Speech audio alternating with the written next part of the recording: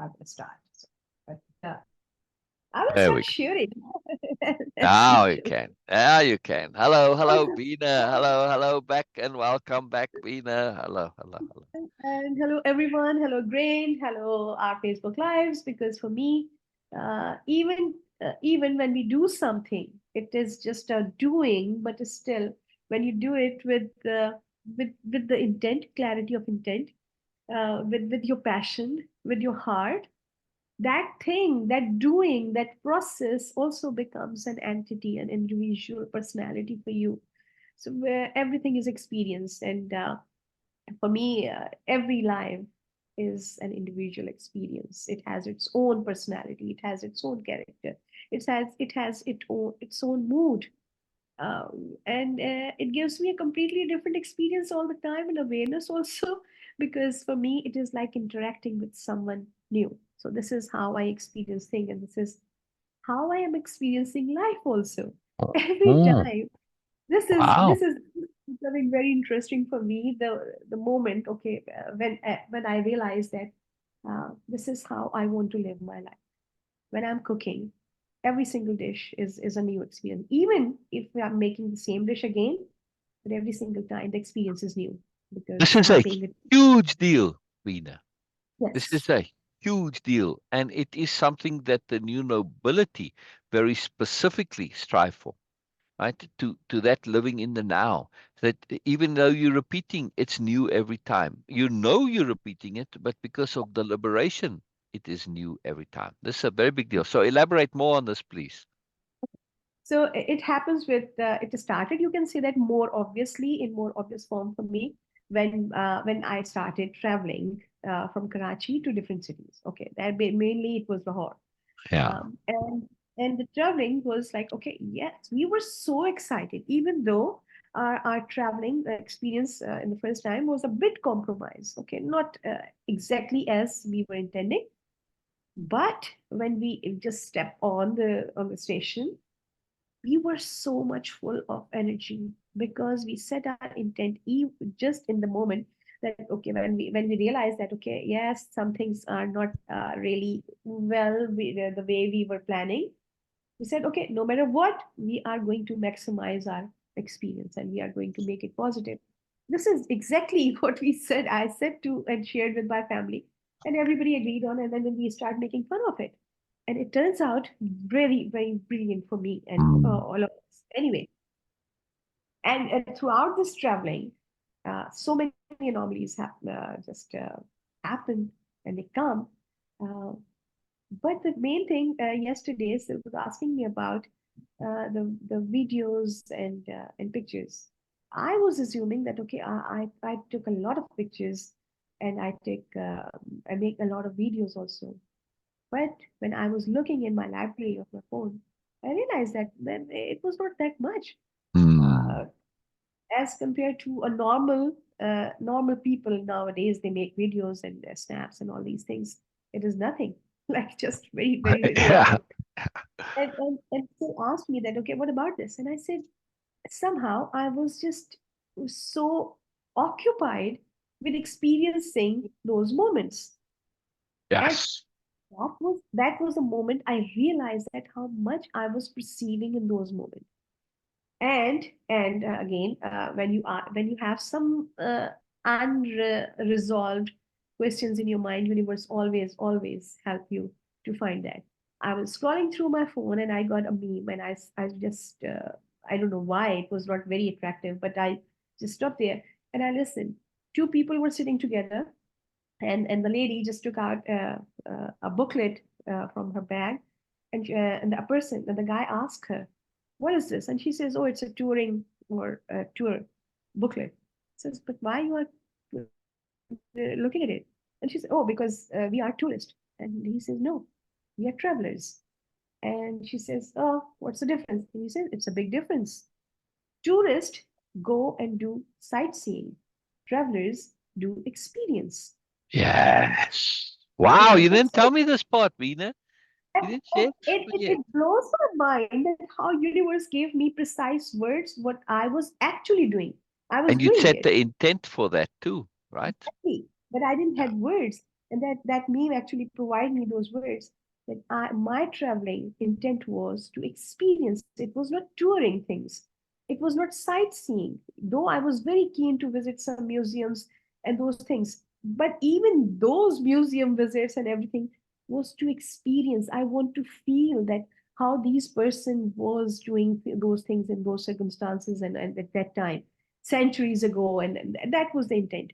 Not just like, okay, oh, I have seen all those things. No, for me, I saw a 100-year-old, 130-year-old tree.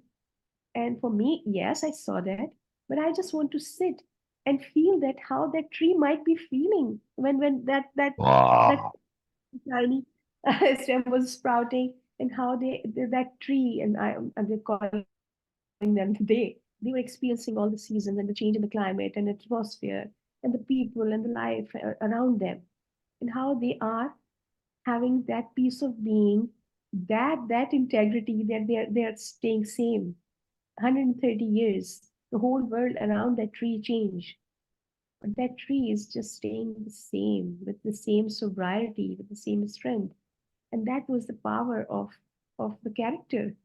And this is what I want to connect. So yes, for some other people, this might be that, okay, oh, you haven't visited that place, you haven't visited that place. But whatever I have visited, I I got so much to share and to learn from that. I was going out and exploring new restaurants. Even that One. really a way of moreness for me, because to really understand people, that how they are, what are their choices, you have to taste their liking of and their food, and you can learn a lot about them. I learned that okay, as compared to in general to Karachi, in Lahore people eat much okay, very less salt in their food, which actually enables them to experience more flavor, to feel more flavor from the food, natural flavors. Because salt has this thing that okay, if you eat too much salt, you lose your ability to feel subtle flavors and taste and aromas.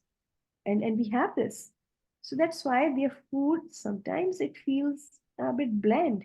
I was feeling like that, and then I realized that no, because they have this thing, and they can feel more than what I can feel, even though I have naturally I eat very less salt, but but I was experiencing that, and that defines a lot, and it gives me so much more to learn about those people.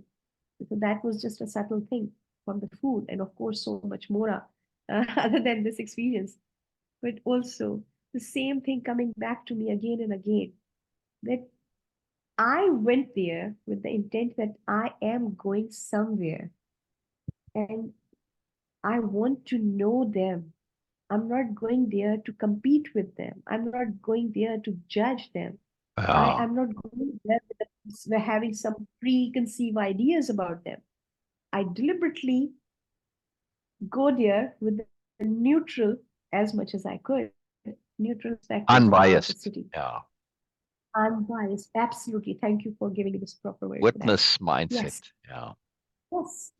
And it opens up there's so much moreness and love from other people. And Yes. that is the magic behind that, because Wow. uh, everyone, every single person in Lahore was so loving towards me, Oh, so welcoming, so oh, loving, so oh. respectful, so open. They were literally pouring their heart out. And then I Wow. was amazed by that. And I was Well, sharing with not other people. literally, but yeah. And I shared with my friend, and they say, oh, we never experienced this thing from Lahore. Lahore has a repo for this and all that. Come on. And also that nobody asked me that, okay, I'm from another city. That was also the Wow. perks of having unbiased attitude and, of course, intent towards other people. When you don't have, they Yes. connect, they relate with you. Yes. So, Yes. When you have that openness and you Exactly. have clarity of intent, which you absolutely did in many Yes. things. Yes, you had that intent to experience positively, to connect, to share, to observe people, and to experience right in the now. Right, Rena? So your intent was very well set. Yes. Yes, exactly. This Yeah. is at least this is the most basic, the first step, and the most important also in way of impeccability, the clarity of intent. What I Yeah. really want and what I want to do.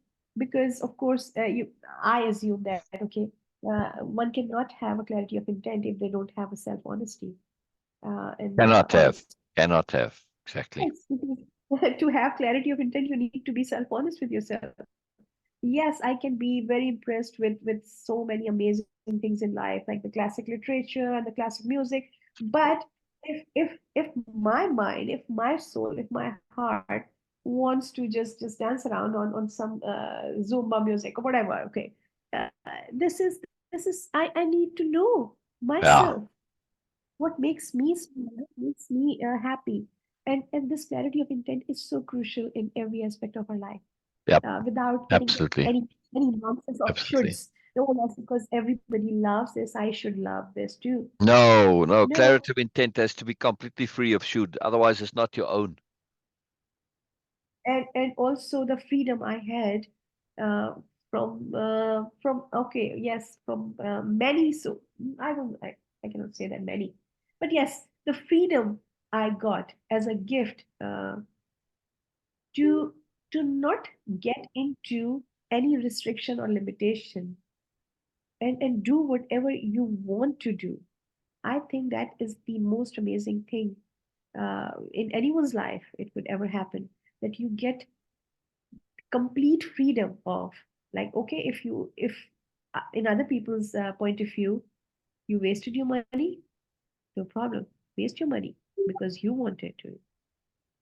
If they assume that okay, oh, you just waste your opportunity, waste it if you really wanted to, because you have nothing to do with their perspective, their point of view. It's all about you and your experiences. And that freedom was leveraging the self-honesty into every one of us. Wow. When you Most have the excellent. freedom, to leverage the self-honesty, because now you have complete freedom. Now what you want to do, what you really, Yeah. really want to do. There you And go. this There you and go. and I realized that that freedom, how crucial the freedom is, the complete freedom, that Yeah. freeness, all caps freeness, because then you can have self honesty. Because I assume that, okay, because we assume a lot of things. Oh, if I would have this freedom, if I would have these resources, I would love to do this. Yeah. We had Yeah. so many ideas. We all have so many It will ideas. come, Beena. Oh, I It would will come. love to do oh, we will do that, we will do this, we will do that. But Yeah. when you actually have that freedom, I experienced that a lot of things change in those Yes. moments. When Yes. you have complete freedom, then Yes. the self honesty come, and then you really really know what is important for you. Exactly. And that freedom comes when you actually apply, put into Exactly. action your Yes. intents. Yes. Yes. And your being. Yes. And when you have it all sorted and you don't have any nonsense, in other words, when you have impeccability as your core and you don't have corruption, right? So, like you said, Yes. self honesty. You can't have Yes. clarity of intent. You don't have self honesty. It all works together. So, when you sort those things out, it's not that hard to do, really. Then the freedom comes. I want to mention Yes. one other magical point, just so nice as a segue here into this last chapter. That Mm, what you were talking about, this living in the now, right? yeah. And this experiencing of your intents, right? Because when you live in attunement, you pretty much have to live in the now. However, it Yes. doesn't mean you are disconnected from the future, right? Because a lot of times Oh, no. people are living in the now and they don't pay attention, and of course they walk into open manholes or walk off edges of cliffs or stuff like that, at least metaphorically, right? So when living in the now doesn't mean you are disconnected from the future. Many misunderstand this. You still make plans for the future, whatever, but it's about where your experience lies. Experiences in the now, right? Doesn't mean you let go your sensibility of saying, well, uh, I'm not going to pay my bills or something, because you're paying your bills, it's taking care of stuff for the future. No? So whatever, I'm just saying, or making travel plans or booking a flight or whatever, right? No, you still do that. But your experience where you at emotionally, like you said, when you're in the now, you can do the same thing over and over again because you're re-experiencing this as if it's new every time. That's that power now. The point I want to make though is that this major, major, major point is like a segue for the next book. The next book's title is The Perfection of Now.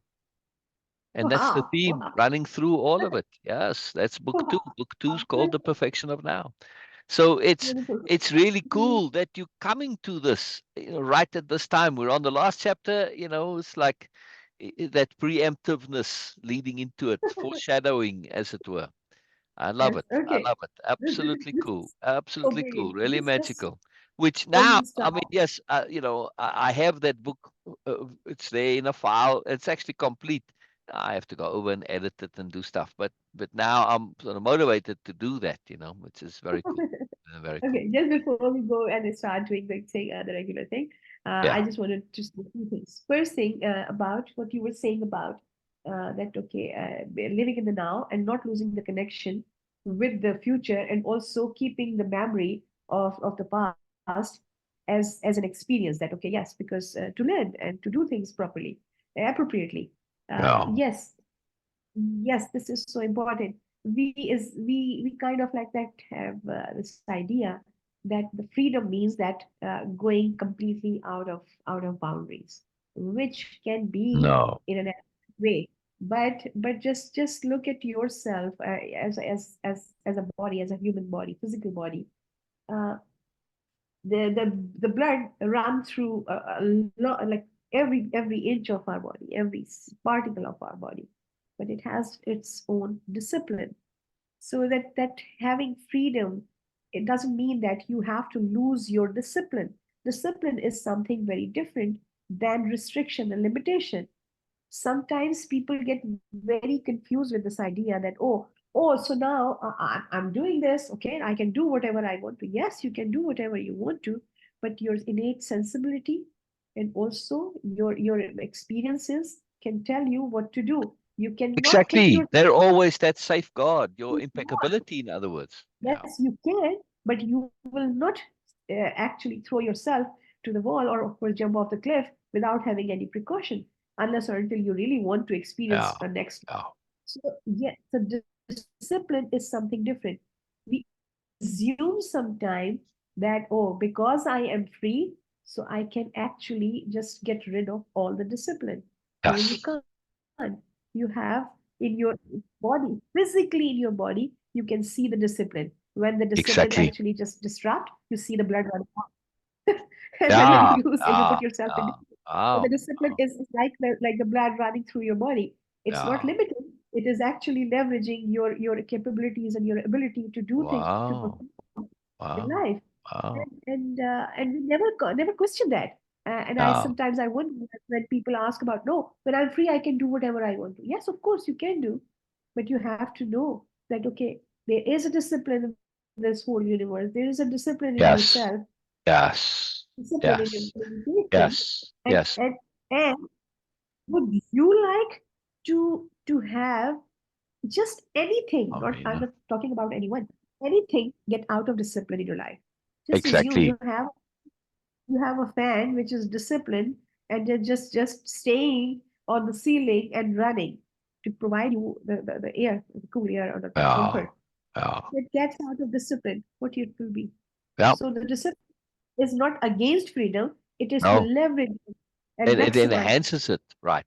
Freedom it. has to be within the boundaries of impeccability. Those Exactly. are open boundaries. It's not a typical boundary, right? But Unfortunately, it we have does some frame association it. with it Yeah. coming So from always, armies and always our forces. impeccability. No, Oh, say again? discipline is in nature. I'm saying, okay, Exactly. we unfortunately we have some wrong association discipline. Always we get somewhere. Oh, it is from the school. It is from Negative, right? uncle. Yes. No, discipline is in nature, where the Exactly, flower is, exactly, not exactly. roots. The roots are in the Discipline seed. is just a particular form of appropriateness. Exactly, Yeah. exactly. And As is we integrity, as is impeccability, all of those are particular exemplifications, applications of appropriateness. All right, talking about yes. appropriateness, let's get reading, Beena. Let's get reading. Yes. Go ahead, finish. Say. Where'd you No, go? no, no, no, no, no, that's Oh. it. That's it. I have something else, but I will share it Oh, in the oh, end. oh, Shay, Norma says, all we ever have is now. Yes, Norma. Yes. And hello, Norma. That you're here. That you're here. Oh, So, yes. Hello, Norma. yeah, brilliant. Norma Excuse also me says, for my freedom little is a voice. chosen state of being accepted. That's very interesting, Norma. Did you hear that, Avina?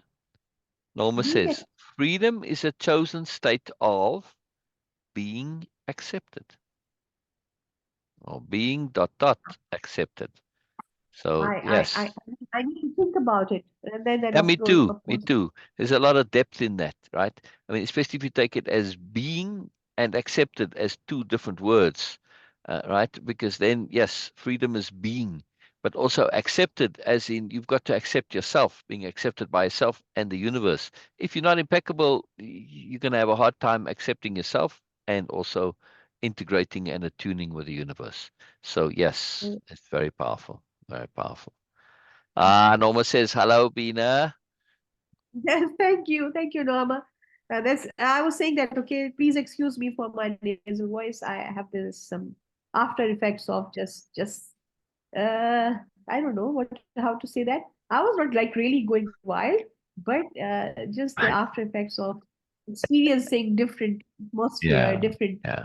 things Change of in life. environment. So yeah, Change of environment yes, effects. Yeah, yes, yeah. yes. Wonderful, And I'm Beena. enjoying this. All right, I'm so enjoying it. hold your other point for Yes. after the reading. Yes, I'm going to screen share and then we're going to read here now. All right, so chapter 17, the anomaly of Boynal. For some, it's the same planet, but an entirely different world. Illumina Noble. Hmm. For some, it's the same planet, but an entirely different world. Isn't that what Beena was just talking about? Beautiful, beautiful, and very true. Wow, wow. All right. We start the story. The entire group had moved to the kitchen area of the large open plan living area.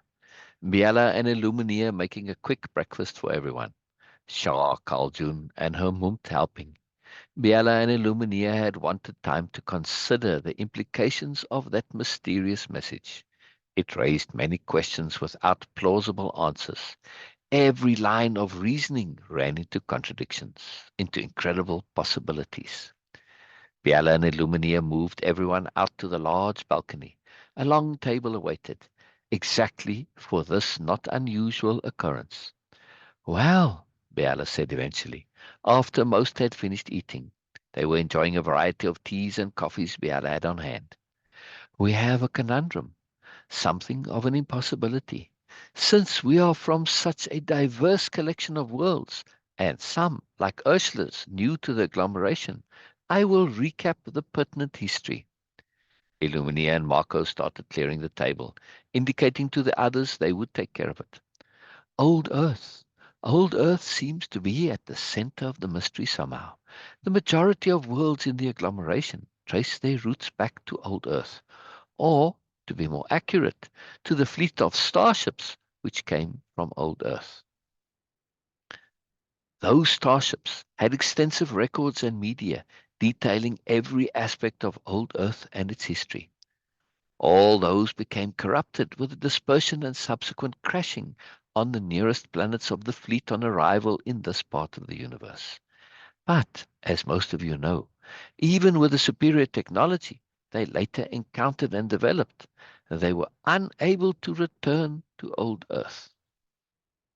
Mm, wow. The problem was not actually returning. They did.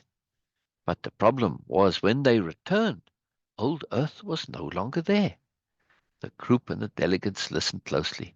Biella had worked with the agglomeration extensively, despite her until recently aspirant status. Biella's situation had always been an anomaly. Her status as a new noble always assumed. Her experience and travels, they hoped, would yield some deeper insight into the greatest mystery of the agglomeration. Biella grinned. This mystery a favorite of hers. Old Earth had not been destroyed. No debris of any kind ever found. Neither was it as if the coordinates were wrong. The entire rest of the solar system was still there, including Old Earth's moon. The planet of Old Earth is simply missing. The agglomeration had for more than a century extensively funded a search mission. It's become an institution unto itself. The best and the brightest gravitate to the Find Old Earth Institute. Any and all theories are and have been tested, no matter how ludicrous they may seem. It is an undeniable impossibility. If old Earth could disappear like that, so could any other planet. Biala paused a moment for questions. None were forthcoming. This all probably matches more or less what the histories say. There are variations, but they're not significant. Usually, these essential facts are present, and the histories at that particular time are flavored with the then current prevailing theory of the disappearance. After the first century or so, activity at the Institute diminished somewhat, not for lack of determination to solve the puzzle, but because they have run out of theories to test. Since then, they have been focused mostly on developing new technologies with which to test. Illuminia and Marco rejoined the table. What is not widely known, and not because it is a secret, in this matter there have long since not been any secrets. There simply isn't anything to be secret about. But what's forgotten is that every few dozen years or so, there have been random snippets of electronic transmission similar to the records of old Earth. Small fragments, usually a few seconds long, from entertainment media or random parts of conversation over the com and so on. These are always more or less, these are always from more or less the time before the disappearance, or so one would assume, because they are similar to the records which came on the starships. The origin of the transmissions is unknown. Any attempts to trace them have been unsuccessful. These snippets have become a minor mystery since they are not as spectacular and have been assumed to be electronic echoes bouncing around the cosmos. What are the prevailing theories?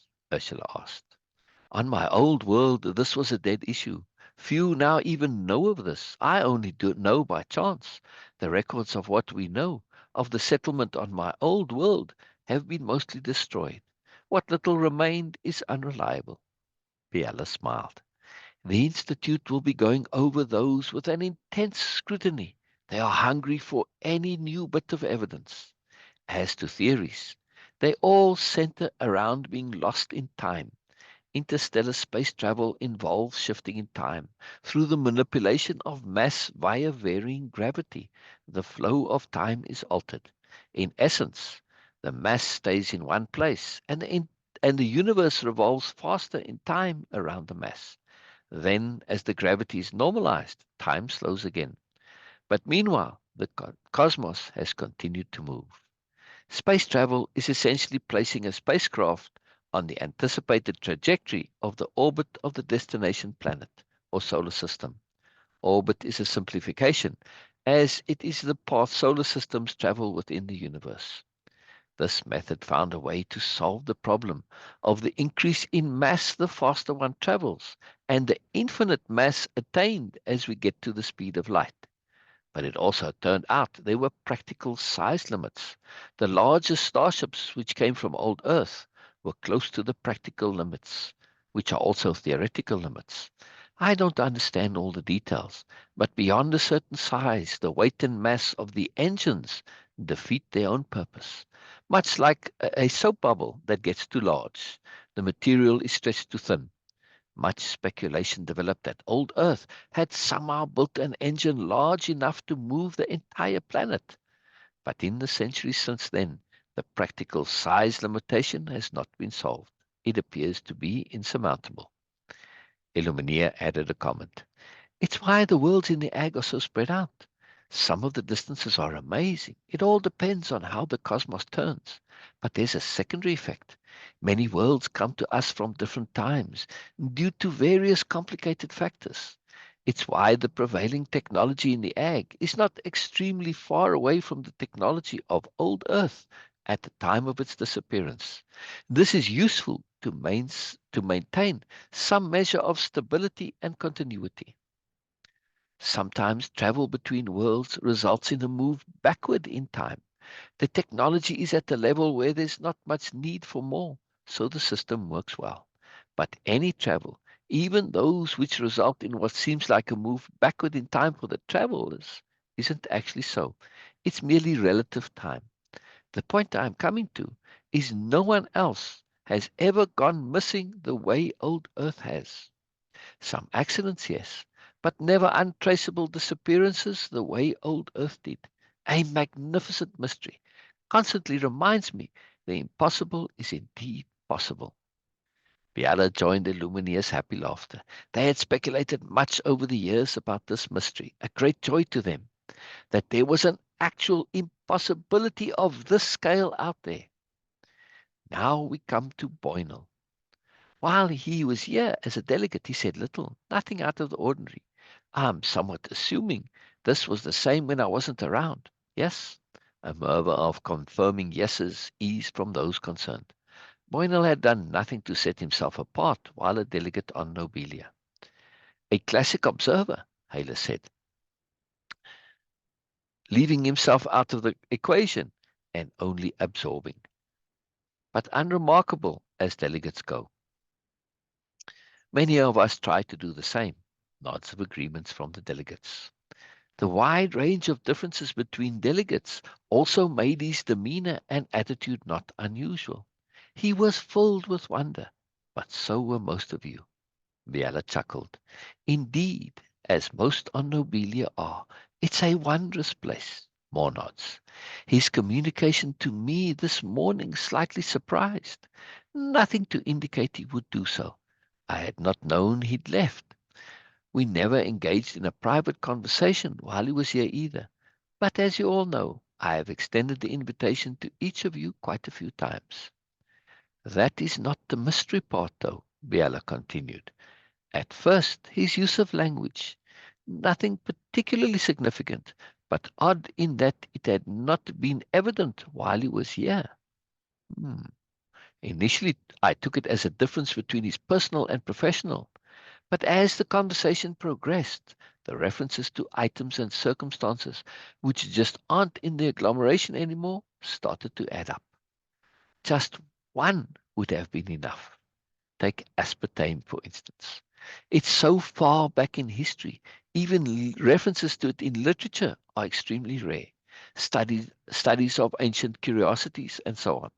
All of them are referencing the original databases of the starships. I did a quick search during the conversation with him. There are no references outside of these databases of it being in use. None. I had not it had not been in use at the time of the starship at the time the starships left old Earth. Even the most dedicated of period reenactors have never tried to replicate it. Biella poured herself more tea. The way Boynal references it raises many issues. If he were a reenactor, he would be a most dedicated one. It would mean his son, and most likely the son's mother, would also have to be.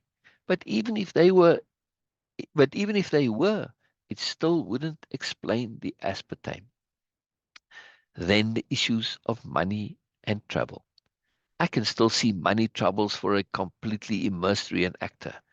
But no matter how dedicated, they would not need visas. Visas aren't part of the egg. And he traveled here. That's a massive part of the mystery. If he is a reenactor, he manages to separate his private and public personas remarkably well. All that takes on an extra significance when it's combined with the lack of information about the planet he's from and the references to Karame, presumably some sort of independent state on his world, if we surmise from the need for a visa. This lack of information involves the agglomeration, as his world is listed as part of the agglomeration. And that is a very, very big deal indeed. Many, many factors come into play, not something easily achieved to somehow manipulate the ag. Many, many safeguards exist, most automated. And to what end all this subterfuge or obfuscation? I have sent inquiries to the ag for more information on Boynal, but nothing more than I have so far has come. They seem equally puzzled, but for different reasons. Simply incomplete documentation as far as they are concerned. Since there has been no untoward behavior, there's no reason to investigate. Incomplete documentation is not uncommon. I suspect most of you probably did not bother much either. The only reason for it really is to keep the historians happy. Illuminia added. Then there is that message at the end. Yes, Biella agreed. That message makes all the difference. No matter how we could possibly interpret everything else, that end message makes a huge difference. It was sent by the system, not by Boynal. I doubly checked. It's a protocol no longer in use. If a reenactor, for instance, were to use a mobile, which is a bulky external portable com, from before we moved to implants, using a mobile from that era today would make no difference. The system would see it as a com like everything else. I checked that also. Whoever's messaging me, you have to wait. I checked that also. The fact we saw that message raises many, many questions. It could be the system has been infiltrated. This is highly unlikely, as it hasn't happened in decades, and not substantially for over a century. Many try most dedicatedly, as it's a fierce and earnest sport in many places, taken as seriously as one possibly can. Then there's the possibility of direct communication, but also extremely unlikely as it came through the com and is logged. There are other com options maybe, but they all beg the question, why? His conversation seemed earnest and sincere, internally consistent. I have no reason to doubt the conversation content was what it was. This raises the possibility of the conversation from Boynal being retranslated or hijacked somehow. But there is the mystery of where he is now, the lack of particulars regarding his whereabouts. Illuminia added soberly. All of this is why Biella or I did not question or press Boynal directly. Biella filled in more.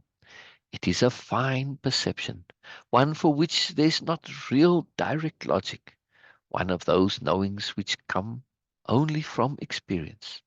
Boynal seems somewhat oblivious as to what is happening in the larger context. Somewhat. I get the clear and distinct feeling, and I'm quite certain so does Illuminia. Illuminia nodded her affirmation. That if we had asked specific questions of Boynal about those peculiarities, it would have caused a particular awareness, one which would have led to cessation of contact. All of this is most difficult to explain, as it's a feeling, a sense. But we have participated in enough mysteries and have caused this to happen too many times to now be confident we recognize this unusual fragility of interaction. The closest is when we are dreaming and become aware we are. This inevitably causes us to awaken. There are, of course, exceptions, but it takes a skilled practitioner. Boynal gave every indication of being inside his own cocoon. If I read most of you correctly, I believe you share our sense. It was best not to pierce Boynal from outside of what seemed to be a particular reality to him. Somehow he is able to reconcile it all, or so it seems. Illuminia speculated. If he had not been so particularly focused on his personal problems, he might have been open to more general discussion, where he would have perhaps gleaned more information. But then, it seems like he would not have communicated at all. A fine conundrum, rumbled Camillus. Yes, a delicious one. Mysteries are so wonderful, Illumina enthused. Biella and I have had the great and marvelous good fortune to live through many a splendid adventure and mystery. In cases like this, where we come to seeming dead ends, it has been our experience to just leave it alone for a while, but to keep it in mind, to maintain that I wonder all the time. Staying connected to a mystery and staying alert is the exact same process for dealing with anomalies. They are the same. The only real difference is anomalies are for the most part extremely personal. One could call them super personal mysteries. But that seems to take out the aspect of their unbelievableness. Most anomalies happen in such a way that if we hadn't experienced them ourselves, we would not believe they happened. Why they are so difficult to talk about. Biella added, that unbelievableness is the magic of anomalies. Their connection to intent makes them even more incredible. Let us consider for a moment the incredibleness of Boynal's message as I have laid it out. Many amazing and unusual points to consider, but they all seem normal enough in a way at this point. They feel like there's a rational explanation somewhere we simply have not found yet. As I see it, I would agree. Nothing inherently magical about it.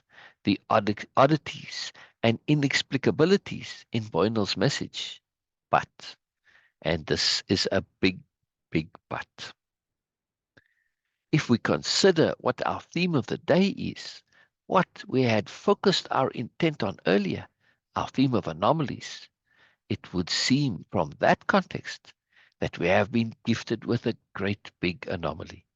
It may be so in and of itself, but what are the chances that while we are focusing on a theme about anomalies, we are presented with such a doozy? Yes, said Ursula, the odds compound, unless, of course, over the time span of a morning, unusual happenings of this nature are fairly commonplace. She smiled, joined by some chuckles. But that is not the case. The magnitude of the oddity is extremely rare. Yes, themes of the day, I am suspecting, range over many, many subjects. It's not as if every day has a theme of the day which is about anomalies. If that were the case, whenever a huge oddity occurs, it would coincide. Ursula was doing a great job of thinking it through out loud. Biella and Illumina beamed at her. So from a purely statistical perspective, it is highly unusual. Is my perspective reasonable? Ursula checked to make sure. Yes, thank you, Ursula. Nicely summarized. We do indeed have ourselves a juicy anomaly. The value of it in the context of our theme of the day is in recognizing anomalies, how to deal with them, placing them in context, connecting them to our intent. Some anomalies can be figured out on the spot. Those typically are symbolic and metaphoric. Others take a little longer, a reason and logic puzzle. Others seem to happen purely as an alert, something to carry around with us, or when the time comes, it connects. Then that memory of the oddity alerts us something special is happening. Anomalies are called that because they truly are anomalous. There is not really a pattern. More or less, yes, but each one has its own idiosyncrasies. That is because they are connected via many, many threads to the greater flow, to our personal lives, and to the multi-threaded connections between us, the universe, and our intent. Illumina again smacked her one hand into the other in that particular way of ours. And, she said with emphasis, and what is the one thing common between all anomalies? She demanded, directing her thrust at the aspirants. Illumina had a powerfully fun way of communicating with the aspirants. She pushed them constantly. It made for much joy. Awareness, Hermund said in that flat way of his. completely deflating the energy Illumina had built. Illumina zoomed in on him and with an outstretched crooked finger asked, "Yes, but what about awareness?" Her finger of emphasis was famous. Carl June came to her mum's rescue. The anomalies are always, always about aiding us in enhancing our awareness or developing it in some way, he said, being careful to include all the necessary elements. Yes, Illumina exclaimed excited, as if this was the first time she was hearing this. Yes, we must not forget that. Anomalies are an aid, she emphasized. Not necessarily an answer, but always an aid to enhancing and developing our awareness. Illumina gestured to Biella for a round out conclusion. We always have to figure it out for ourselves in the end, Biella completed with energy and feeling. Oh. Biella moved back inside, wanting to send Boynal a message, to let him know he had become part of the theme of the day, and how he was now a part of the morning story. Sending the messages, she filled him in on what they had discussed about the anomalies. She did not elaborate on the part about his anomalous comments and the mystery of that message at the end. She felt there was a genuine conversation in progress, which had not come to a resolution yet. Biella hoped Boynal would respond so they could continue. She felt strongly he didn't quite grasp what she meant with anomalies. A further conversation would tie into her greater theme as it connected to the theme of the day. Eventually, everyone gradually drifted back inside, Illumina and most of the group reading Biella's demeanor, seeing she had something to say. This morning, before all you came, Biella responded to their interest. I was thinking about what I had been asked to do. I had been asked to show what the new nobility are. I had been asked to show what it is to be a new noble. I was asked in those terms. These requests have had a profound effect on me. They have profoundly leveraged my intent. The aim of every new noble is to continually be noble, to live nobly, to exemplify that as much as they can. It's how we learn from each other. But showing that is somewhat of a different experience altogether. It required me to be proactive within my response and connection to the greater flow, and in connection to my personal flow. This showing leads me to courses of action I would not usually engage in. Normally, I would let things happen as they do, respond as appropriate. Showing, however, has set me to initiate what I might not otherwise set in motion or expound upon. Hmm. Biella pointed to the com. The conversation with Boynal is a great example. Besides the anomalous aspect of it, I wish to illustrate, to show how it fits into the greater long-term picture. One of the major aspects of the new nobility is their presence on other worlds. Most aspirants do not stay on Nobelia, as wonderful as it is. This should be in the novels. Most new nobles do not stay on, on Nobelia, as wonderful as it is. Seldom a matter of choice. Their personal flow as it connects to the greater flow via anomalies inevitably leads most new nobles off planet. A major part of being a new noble is being able to interact with any situation or any person, anywhere, in any circumstance. That is the appropriateness we seek. A major part of our learning to be a new noble centers on this. Biella pointed to Illumina. Those who are new nobles in the technical sense are those who have desired with all their being to learn and grow in a personal way. Those who aspire to be noble, to be in the most complete and fullest sense of the word. Those who wish to make the great effort involved in doing this. They are those who happily engage in the discipline and patience. and the forbearance required to align their personal timing with that of the greater flow of things. They are those who happily engage in the discipline for Beena, the patience and the forbearance required to align their personal timing with the greater flow of things. What Beena was talking about in the introduction, right? What she was applying, so magical. The path of the new noble is not an easy path. It's a lifelong path requiring complete dedication and immersion. The path of the new nobility is extremely difficult to undertake while having other responsibilities, motivations, or passions. Everyone in the universe, no matter who, is called differently. Each path is unique to the individual. Biella again indicated Illumina. Most paths involve doing of some kind. Music, building, design, medicine, gaming, sports, and the myriad other paths all mostly involve doing.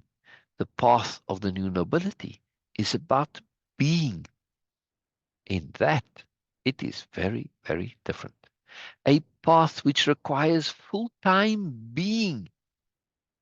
This is how the school of nobility came into being, to provide a place where those with this path could pursue their passion with complete focus.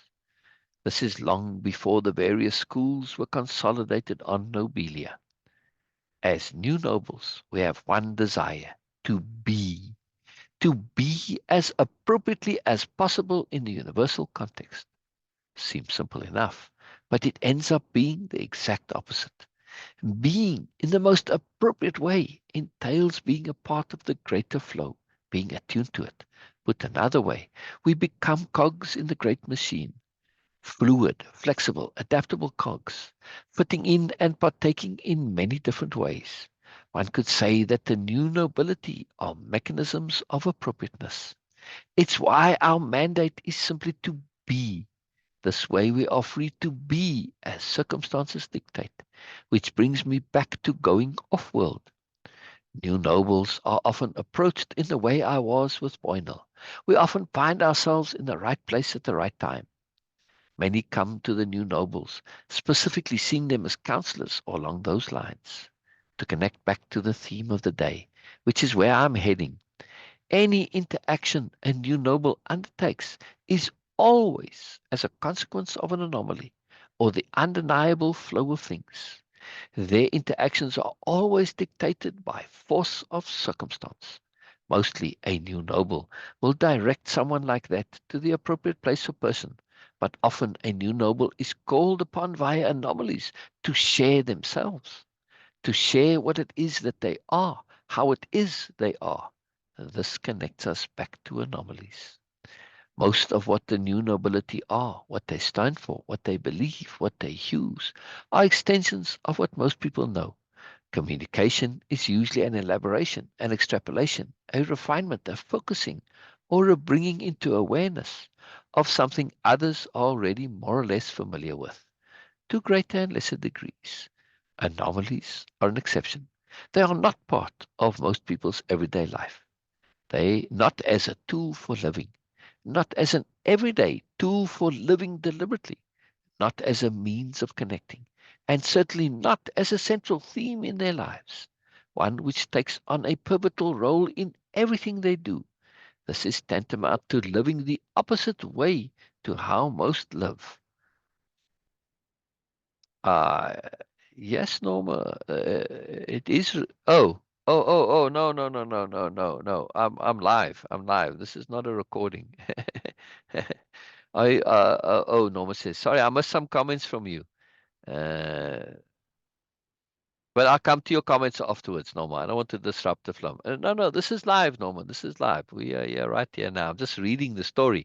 I'm not, I'm reading the entire story, not like during the week where we do the capital R reading and we comment in between. So this is just a read through of the story itself, right?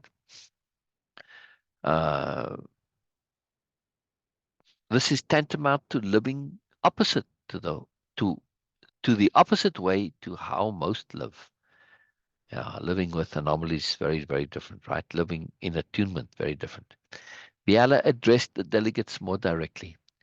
I'm assuming it is fair to say, For most people, their actions are as a result of their internal thoughts, motivations, goals, attitudes, and even moods. She received affirming nods. But this is not so for the new nobility. Huh? They take their direction from outside of themselves, from the greater flow, from the world, from the universe, from their greater selves, however one wishes to frame it. Regardless, it amounts to the same thing for the new nobles. They take their direction exclusively from outside of themselves. They do this via anomalies, via force of circumstance. Explaining this is extremely difficult.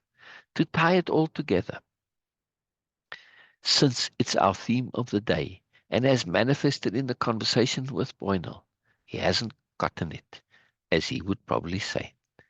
Biella gestured to the aspirants. If you end up off-world in situations similar to this, you too will be required to bring anomalies into the conversations. It is difficult, as it requires a leap of conception. Yeah, there are many implications associated with anomalies. There are many, many implications associated with anomalies. Few can undertake an activity as a pure test, whether they believe or not. They need those implications to be connected, to be filled out. It becomes tricky, since a new noble always, always, always only shares, never anything else. It is central to the new nobility that we come to awareness by ourselves. We can put all the pieces in play, but the individual has to assemble those ingredients for themselves. To do so on their behalf is the greatest disservice anyone can do to another. That's robbing them of the opportunities to learn for themselves. They may have full comprehension, but they will never know if they could have worked it out for themselves. The knowledge that we can is vital. Besides, it is only when we conclude for ourselves that the knowledge is ours. Biella fetched herself a drink of water and continued.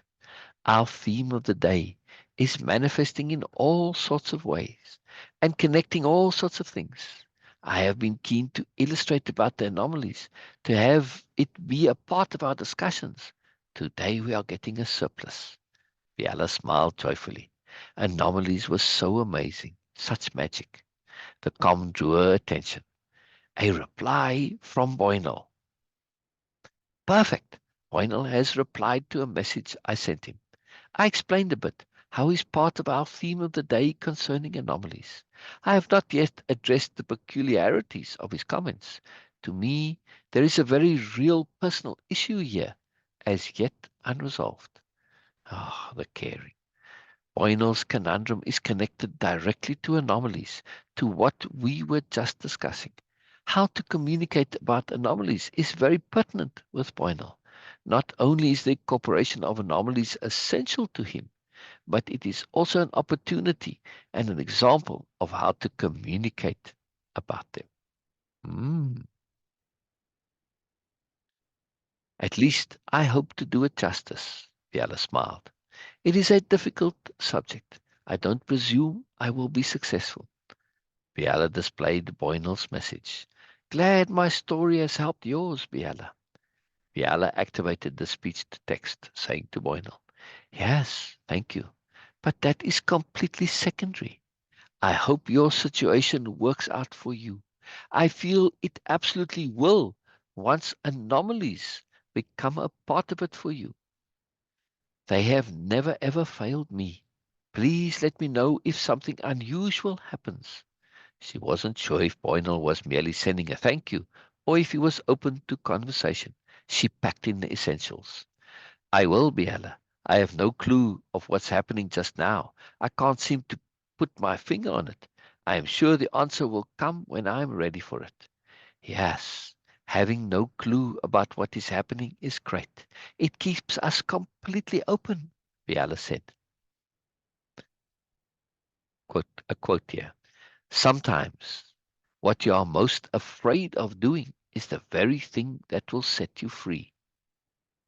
Just seen that as soon as I left you, that message, Frack knows. Wow. Boynal said, using the historic terminology again. Illumina said, he's getting anomalies, as we all do, but not recognizing them as such. That quote is the anomaly, right?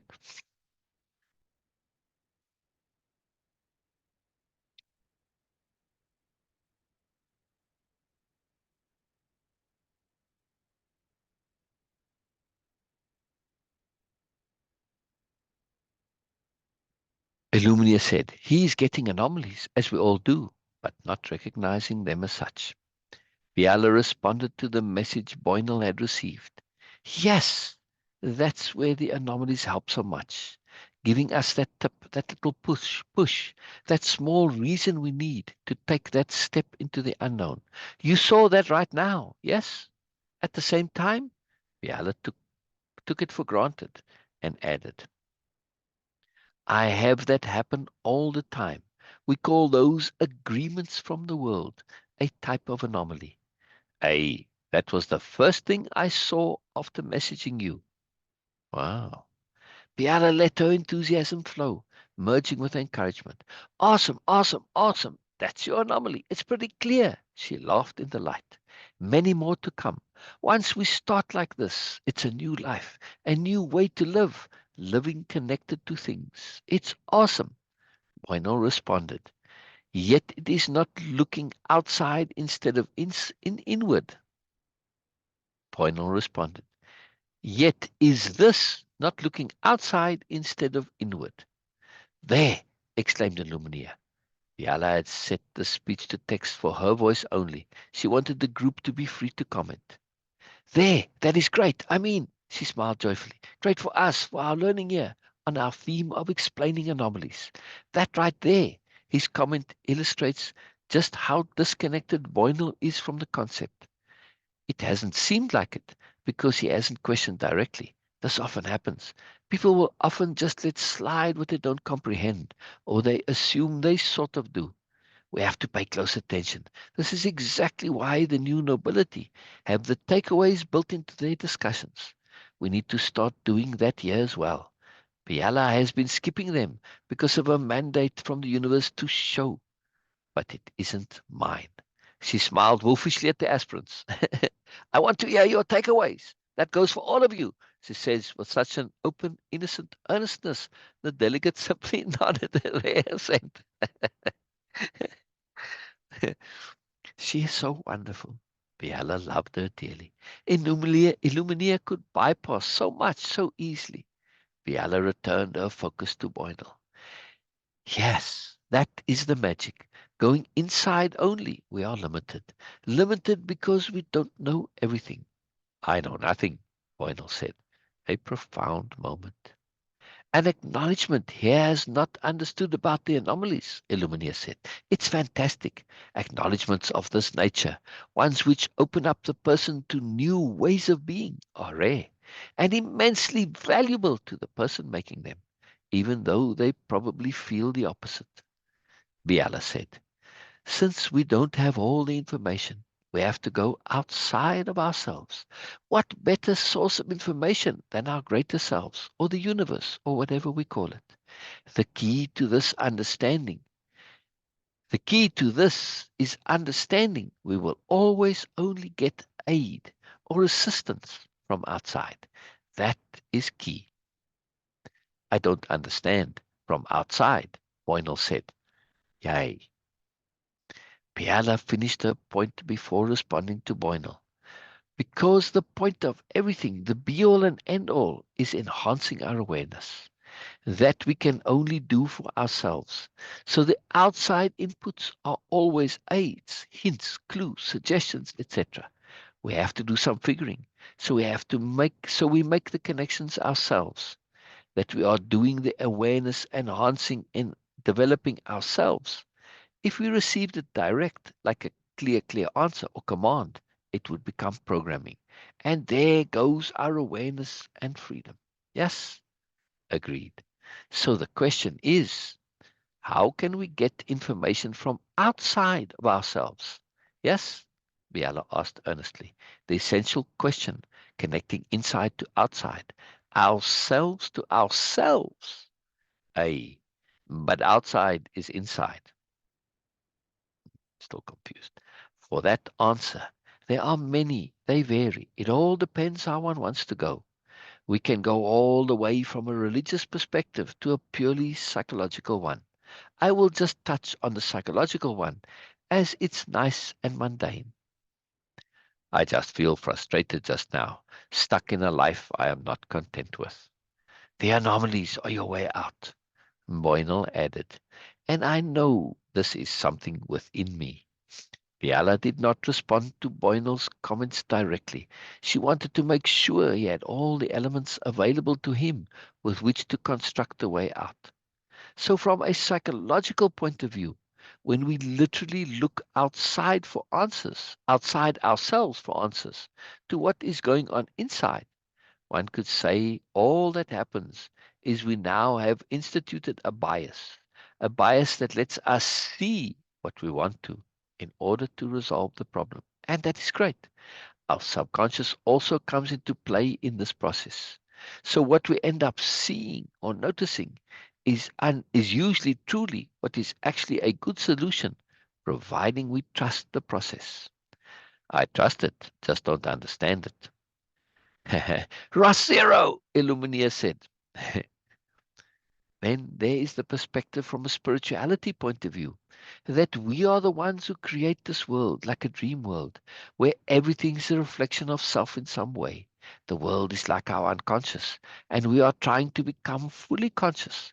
So we give ourselves hints and clues to help that process, Biella said.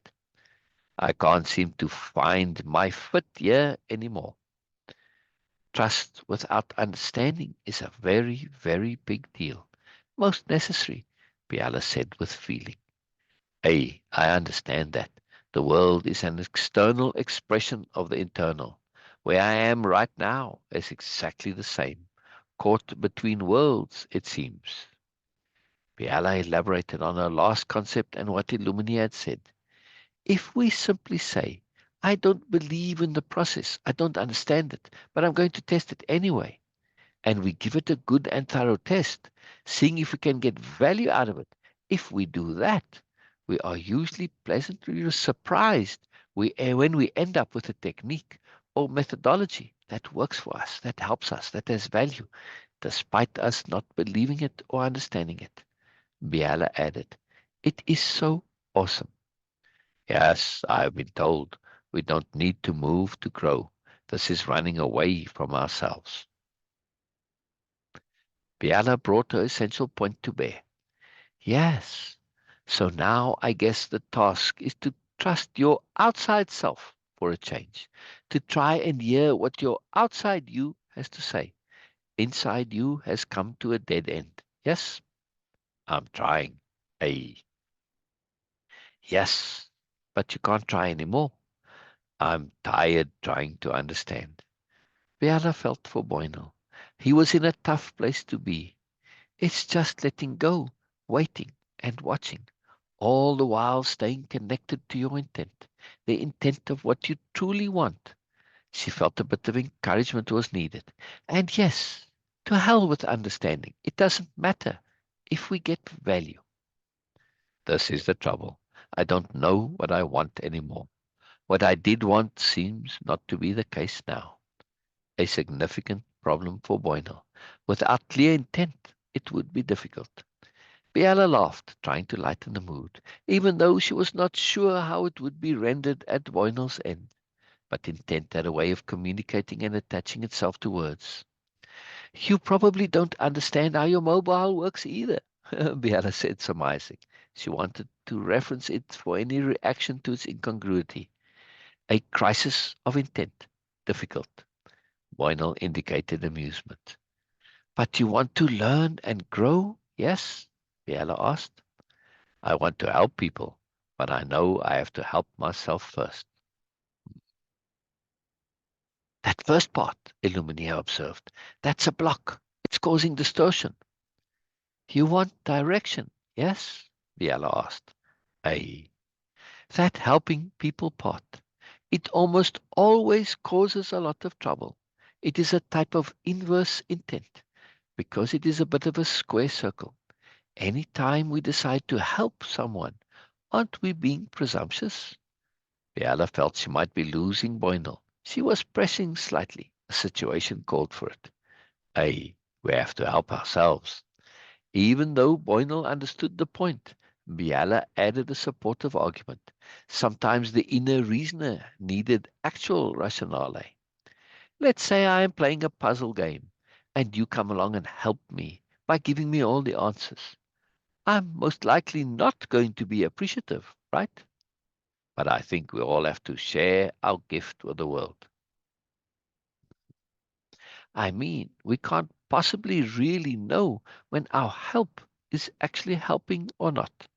But sharing is a whole other matter. Yes, sharing has a sweetness, wonder, and mystery all its own, Biella said, quoting one of the rules of sentience. That's what Ross stands for. Quoting one of the rules of sentience. One of my favorites, Illuminia noted. A help to one is hell to another. Hmm. Sharing is the pre-gifting of what works for us, what we like, and what we find valuable. I'm going to rest now, Biella. Thanks again, friend. I will keep seeking and knocking. I'm sure something will happen. Biella saw the message and wrapped up. As soon as we shift that intent to helping, we almost always get pushback from the universe because that intent narrows our awareness. We move away from enhancing our own. We start to think in terms of what would be helpful. It's a kind of a delusion. We cannot ever truly know what is going on inside someone else. Also, as in our puzzle example, helping is often the worst possible thing we can do. We can deny others the opportunity of learning for themselves, of figuring it out for themselves. Yes, agreed. That makes sense. We can only figure out ourselves. A perfect summation and takeaway by Boynal. Biella liked the way figuring it out and figuring ourselves merged. Ourselves being more than our inner thinking, Biella added. Love to you, Boynal. Later. She ended using that term again. It seemed appropriate. Yeah, Boynal agreed. Later. Sending love back to you, friend. The connection terminated. No mysterious message this time. Uh, I think I'm going to end here because now we get into the takeaways of this conversation, right? And it's a whole new discussion. So we'll end on this here, right? Um, the connection terminated. No mysterious messages this time. Wow, wow, wow. I'm super looking forward to the capital R reading of this during the week now. Yes, Because there's so much here, right? Right, Beena? yes, yes, exactly. I'm keen Yeah. because I need to go through a lot of these things because it is super. It is amazing that how these people have like. uh, It feels like, at least to me, that they get this ability to hold and pause the time because they are bringing so much into this just in those brief moments. So it is almost like they have this ability to slow down time. Say that This again, this please, Beena. Say that again. I was feeling okay that the way they are discussing like super fine details and moreness coming back like just from brief moment, just in brief moments. It Yeah. feels like they have this ability to slow down time. Otherwise, They how have can this you just ability to what about time? slow down the time? Oh, slow down time. Yes, yes, yes, exactly, Beena. Yes, exactly. This is one of the things in this chapter, and particularly in this chapter, that Biella is taking this, showing how the new nobility are. She's really exemplifying it here because this is what they do all the time. And you're quite correct. They do slow down time, right? You get into that immersion and your time slows down. And it's precisely what she wants to show. Because, yes, they're putting this attention. This is a grand mystery. But it makes no difference how tiny the mystery is. They're going to do it the same way. Yeah. So this is a very powerful point that you make, the slowing down of time. Yes, yes, yes, yes. Please keep going. Please keep going. That's huge, Beena. That's a huge observation. Big deal. It is jumping out because it seemed like almost impossible to get so much more and moreness in just brief tiny moments. So Yes. that's why it feels like that they have this ability. And if if we assume it that you can, or of course anyone can do this, I now I can see that okay, it opens up so much more possibilities that we can actually go beyond the limitations of time and age and get the maximum. Okay, not entirely maximum, but like okay, again, the moreness word was coming. I was trying to avoid that to repeat it again. But we can get so much more than our usual expectation from our human mind and human capabilities. We can get so much more than that. It can like really get compounded because like okay, yes, we have 1 hour or like 24 hour in a day and 365 days a year. If we get this ability and if we get into this mindset, this state of being where we are clearly intending to maximize the potential, to maximize the value in each and every moment, then we can like okay, in according to the normal criteria, a human, any human of a like, normally age of 80 uh, can have what usually people have in like 380 years or something. I'm just giving you a random thing there, figures, but like they can at least, what I was seeing or observing, that the way they were communicating, they were maximizing it more than that. So one Yeah. can live many lives in just one life. Wow. Wow. Wow. Say that last sentence again. I want to make sure I heard correctly. One can live many lives in just one life. Yeah. Yeah. Yeah. Yeah. That certainly Because of the is. value.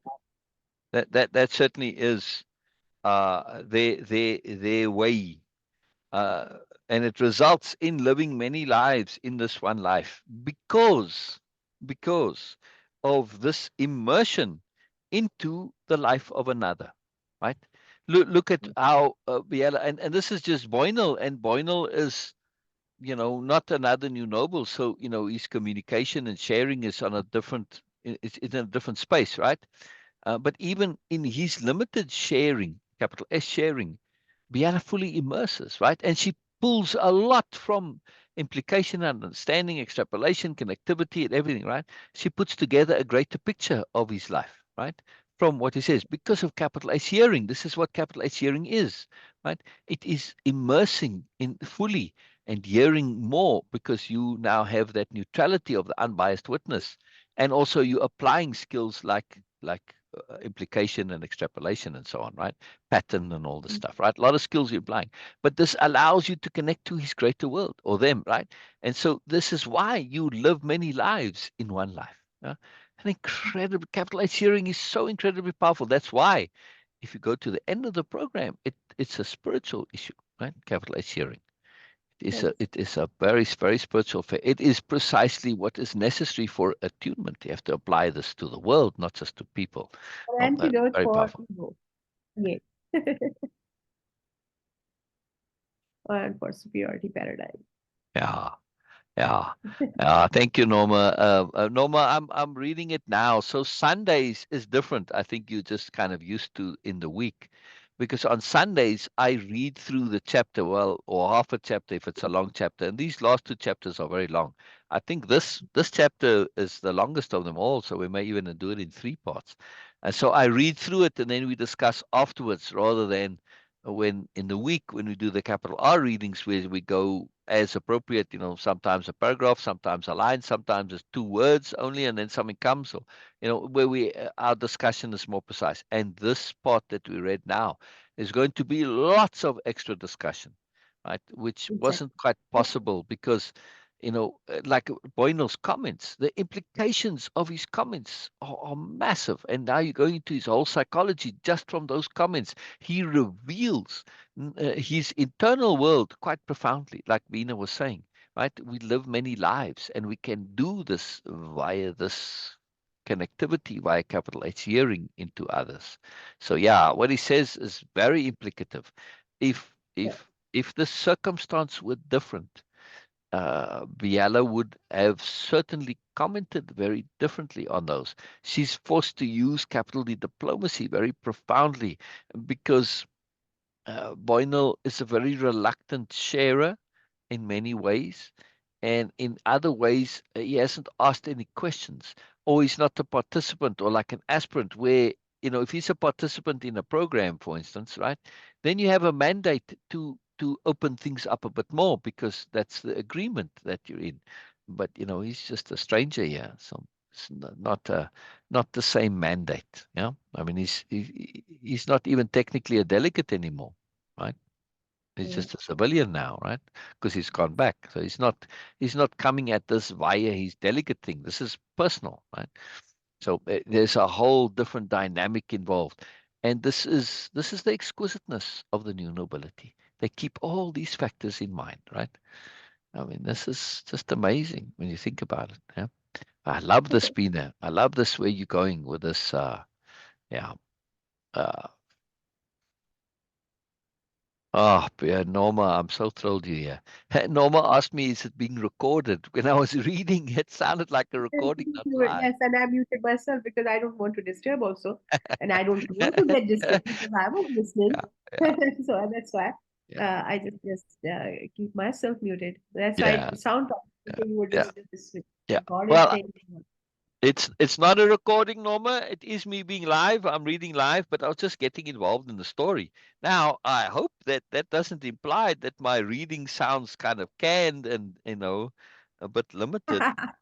I hope that No. is not what you implied. Yeah. I mean, if it does, it does. I'd be a bit disappointed because I do enjoy my reading, and I've been Oh, no, working no, no, hard no. on my Because reading skills to make it a bit because more uh, exciting and I'm immersive and almost connected. sure I'm almost sure that Norma is not saying because of that. It was Yeah. like okay, it's because you were not responding to the messages she was sending, and also Yeah. I was talking, so you Oh, were not responding to me. So it sounds like okay, it yeah. seemed like No, that. I don't think Norma means that it Uh, sounds canned. I'm just fishing for compliments. That's all. okay, Well, my bad. all right. To be really fair to myself, I'm not actually fishing for compliments. I mean, it could seem that, but what I am doing is looking for feedback on my reading style. I'm just doing it in using a bit of capital D diplomacy because I don't want it to seem like I'm fishing for compliments. I mean, I'm hoping that I'm hoping that the feedback will be complimentary. um, I am, I do work quite hard, and I have made a lot of effort to work on my reading skills. To read like a professional reader, like using the voices and shifting the tone and mood as appropriate. And so, I mean, a lot of skills involved in this, right? And to me, I personally feel like I'm very far away from the professional readers that I listen to when I listen to audiobooks, and I'm very keen to hear this story read by such a professional reader. I think it's going to be quite exceptional, and I feel that the story relies very much on hearing it as well as also reading it. There are some parts where you need the visual, like there where Boynal shares that quote. On the audio, you have to use a special voice for that, right? And I don't have that special voice to indicate that this is a quote, not his voice, right? And my distinctions between the voices, I feel, isn't as great as some of the professional readers. I mean, uh, I don't know. Maybe you can tell me differently, Beena, Norma. But I feel like the range between the male and the female voices isn't all that large, right? Uh, Sometimes I feel like you might not be sure whether they're male or female, yeah? At least I hope so. Do you at least recognize the different characters just from the voice alone, Beena? Somewhat? Yes, maybe okay. My feedback cannot be considered as a Objective. valid one because yeah, because I was more into the story, and because I was Yeah. aware. So once you are aware that okay, these are the characters and this is what they are doing, then you Yeah. pay less attention to that. Okay, now who is saying Ah, what? right. Oh, well, that's good. That's good then. Then that's very good for the reading because if the reading gets you immersed and involved in the story, that's the intent of the voice, that you use, your style. It's not about reading it in a way that makes them clear. No, the intent, yes, that's helpful, but the overall, the big picture intent, the intent is immersion of the reader. So that's very good. That's very good. But I am keen to hear this from professional readers because I think that it will greatly enhance the story. And likely when I officially publish, I have published the story, but I published it on my blog and on the What website about and on if Facebook. you? What Sorry, about I if just you wanted to say, use? Bina, when I do publish it, I want to publish the audiobook first. Uh-huh. Yeah, Okay. Okay. or at least simultaneously. But because I want to emphasize that the best way to do this is to, and I'll say it in the introduction, the best way to grasp the story is to listen to it and read along at the same time. Yeah. Oh, You see? uh-huh. So you kind of have to do both. Yeah. So you were going to say? No, I was just thinking that okay, if we can have like AI is getting like really sophisticated now, and we can have some really good voice from Hollywood and then use it through AI to read this, to narrate this. Yeah, So but you're still missing that, the AI voices I are know, very I'm good. just saying that for Yeah. the fun thing. So Oh, it's not right. like All it's, right. yeah. So Oh, that like, yeah, like you're having characters that are voices that are playing the characters. Yeah. yes. Yeah. Yeah, that is a possibility. But I'd rather have, a professional reader can do that to create that, and I can say to them, look, in my mind, like if I were to make a TV series out of this, and I shared this with you, right? I said, who would I get to play Biella, right? At least that I Mhm. now currently know. Yes. Now, Biella's Yeah. age is not specified. Uh, and so that's very important. And I do keep it, and I won't specify it because she can be a whole range of ages. Now, I mean, through a bit of obviousness, you can figure out that she's been around for a while because she's traveled all over the thing and she's been on Nobelia for a while. And so, she's obviously not less than 20 and unlikely to be less than 30. And, but again, you don't think she's going to be over 50 either. It's possible, but she's young looking still. But of course, they live longer at that time, right? So you need somebody in that indeterminate age, but that has sophistication and experience. So this is how I thought of it. And so for me, somebody who has a depth and a moreness that you can clearly see, because this is obvious with thing that I feel could exemplify this, is Kate Blanchett. Now, if you know Kate Blanchett, then but Kate Blanchett with dark hair, right? And I showed Biella they were we Beena at least we looked through some, the screen share, we Yes. looked through some photos, and there were some examples that are very ideal. Now, of course, when she takes on the character, she's taking on that nobleness, that kindness, that consideration, that sophistication, but also that willingness to be sober and serious, right? And to do what's appropriate. So there's a very, very unique mandate for a character. I've never seen any characters like this either in literature or in all the stories and books that I've read or in TV, and I've watched tons of TV too and movies, never seen a character like this, right? So very difficult and unique character. But a professional voice actor would, and I can't hear a voice from Kate because I don't know, the voice will depend on the character, you see, so you can't take her voice for this. But the professional voice actor will be able to, if I tell them that this is the character, first make them acquainted with Biella, and then the Kate Blanchett as a look, they can put Biella's voice from the story onto Kate because Kate will do the same thing if she were to act this. She would take the voice from the story and apply that, right? Characters have a voice inside the story. You can hear it, like, like with Boynal's voice, that you hear is kind of in the middle with his voice. Yes, like his voice is not going to be something unusual like Camelius's voice, right? So you can hear Camelius has a different voice. Now they might not necessarily have this in actuality, but as a character voice, that that kind of rumble, because the story says rumble and stuff like this, and Hamumt has a flat voice, so the story tells you what their voices sound like, right?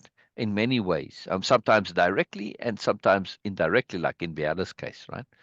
You just hear the kindness and the consideration and everything. Yes.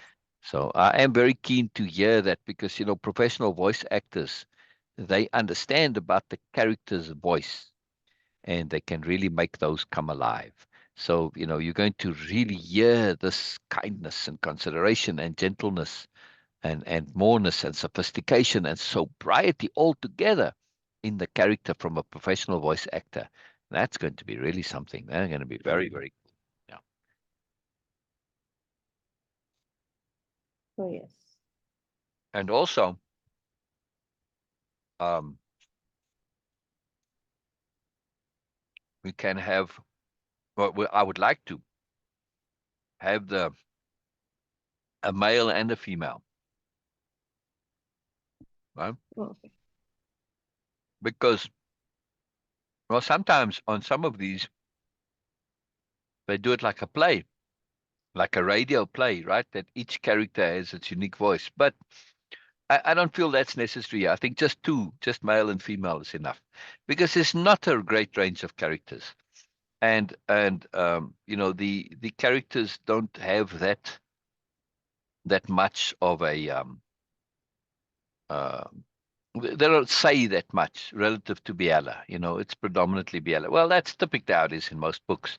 But in this case, though, there might be different actors, female actors for Biella, like one for Biella and Illumina, because their voices will be somewhat similar, and then another for like, well, and Ursula maybe, but depends, right?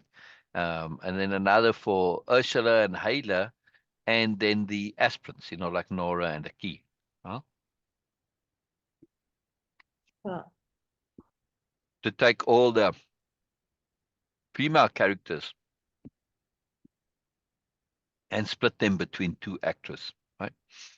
Um, like Biella and Ursula and Illumina, they kind of coming from the same place. Yeah, okay. you know what I mean? Yes. Yes. Whereas Hyla not. Actually, if the male actor, voice actor, is good at doing female voices, they could do Hyla's voice, Mhm. because Hyla does have a bit of masculinity in her communication, right? She's not a very feminine character, as it were, right? Mm. That could be too. Might be very interesting. Might be very interesting. Yeah. Anyway, all sorts of fun when it comes, but I do feel that I would like to have. Yeah, it's expensive though. Right? You're looking at $100,000. Well, you know, 50,000 at minimum, but then it all depends what you're getting. But at least 100,000. I don't know if I'm looking at the really top level ones, how much more than that it will be. I don't know, but likely at least 100,000. Yeah. For now, maybe if there are two people, then it's 50,000 each, possibly because the work is less. But in terms of the amount of hours and what they charge, that's what it comes to for a book like this. This is a little longer than usual book, so maybe even more than that. Yes. Isn't that amazing? Yes. Anyway, Okay.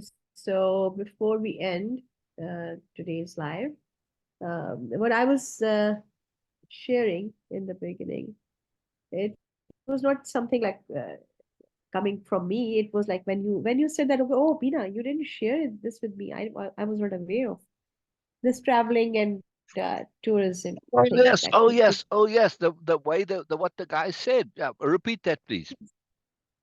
yeah. So I just saw like a video clip, and it was random. Definitely, I was not searching anything. It was just randomly. It just appeared in my newsfeed, and it grabs my attention. They in the video clip there was a couple sitting next to each other, and the girl or a female, she just pulled out a booklet, a small booklet in her hand and from her purse, and she says, "Oh," and the guy asked, "What is this?" And she said, "Oh, it's a tourist guide."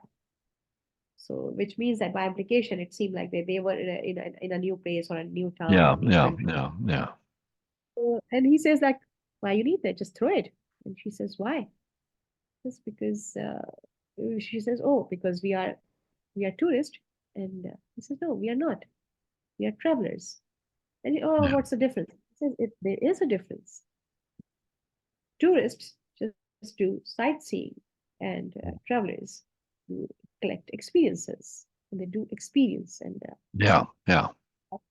And that was the moment I realized that this is okay. I was not as clear in the words, but this is exactly what I was doing. That was my intent.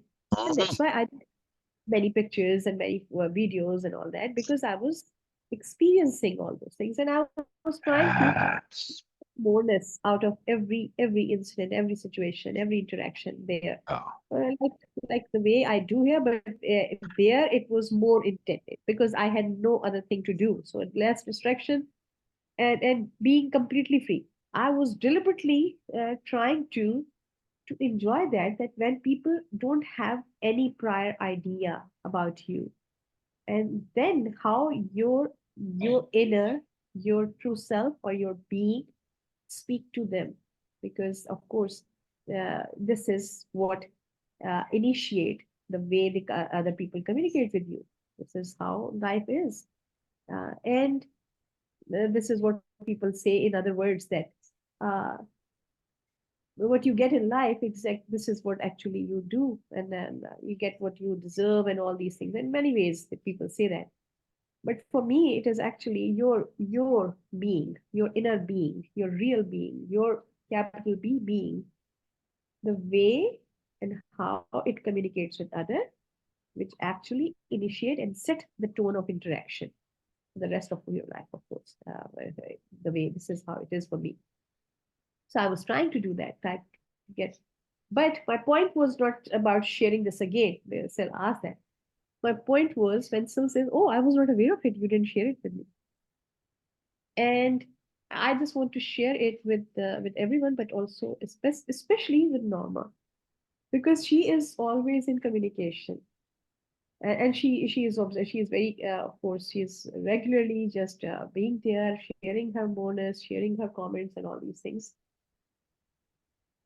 I want to share that this is how we live. Yes. This is my thought. The moment we just get into this, like, okay, Sil says, okay, Veena, you're live now. Now we and Sil, we both into a new thing, completely new conversation, new topics. We don't know that, okay, what is coming. Yes, the reading is there. Of course, it's on agenda that, okay, yes, Yeah. I know that it's to do. But Yeah. other than that, it's all spontaneous. Because this is what I was saying in the beginning, that even this doing this live, sharing this live with everyone is like a different experience. It's like meeting a new person every Yeah. single time we come on Zoom. This live becomes an entity for us. Now this is a person. Okay, we are communicating. How we are Yeah. going to. Yeah. And this set the tone for that day for us, the mood and energy and everything. So when I shared that, that was in that exact moment it jumps out. I think, okay, yes, I want to share this. I had no idea just a second before that I'm going to share this. No, I never, ever, ever do anything like that. Yeah. Oh yes, Yeah. sometimes yes, deliberately that, okay, yes, this is so key. so special for me and I want to share so I can get sales feedback, so I can get bonus, I can get Norma's feedback. And then, of course, she's going to make comments and I will learn more about this. Sometimes, yes. But other than any special reason, it's even just a second before. No idea what I'm going to come out. Exactly. Exactly. It's the That's being in the energy. now and capital T trust Yes, of yourself. this is the energy of that life in that particular moment. Not every life is same. No, Yeah. every life Yeah. is different. Life session is different. So that brings out what is appropriate and aligned with that energy of that today's life. This is how things come out. They do come out automatically.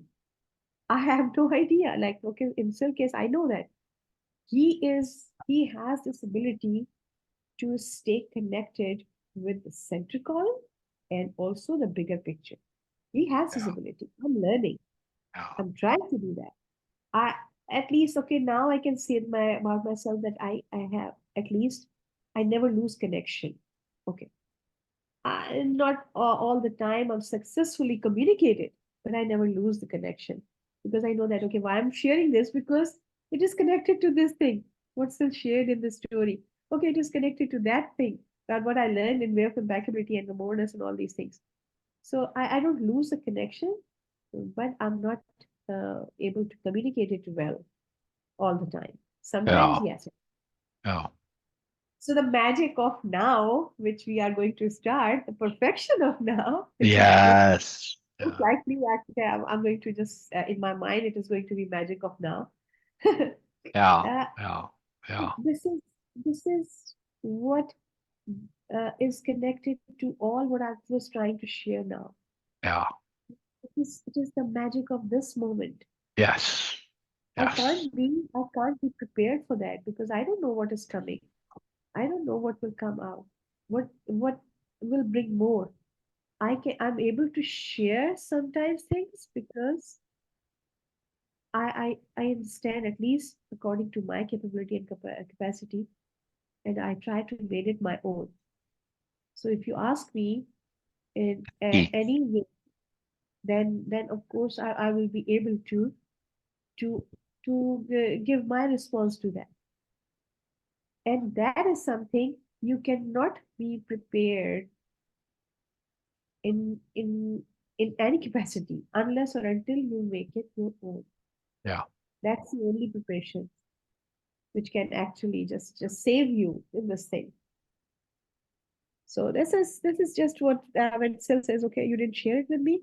We don't share. Sometimes we don't share things because I had no idea I'm going to share this with. Yes. Yes. Yeah. No, I was just surprised. The reason why, Biella, I thought it would have come up as appropriate when you were talking about your intent that you set. Because Yes. we started on Boynal and Anomalies already before you went on vacation, right?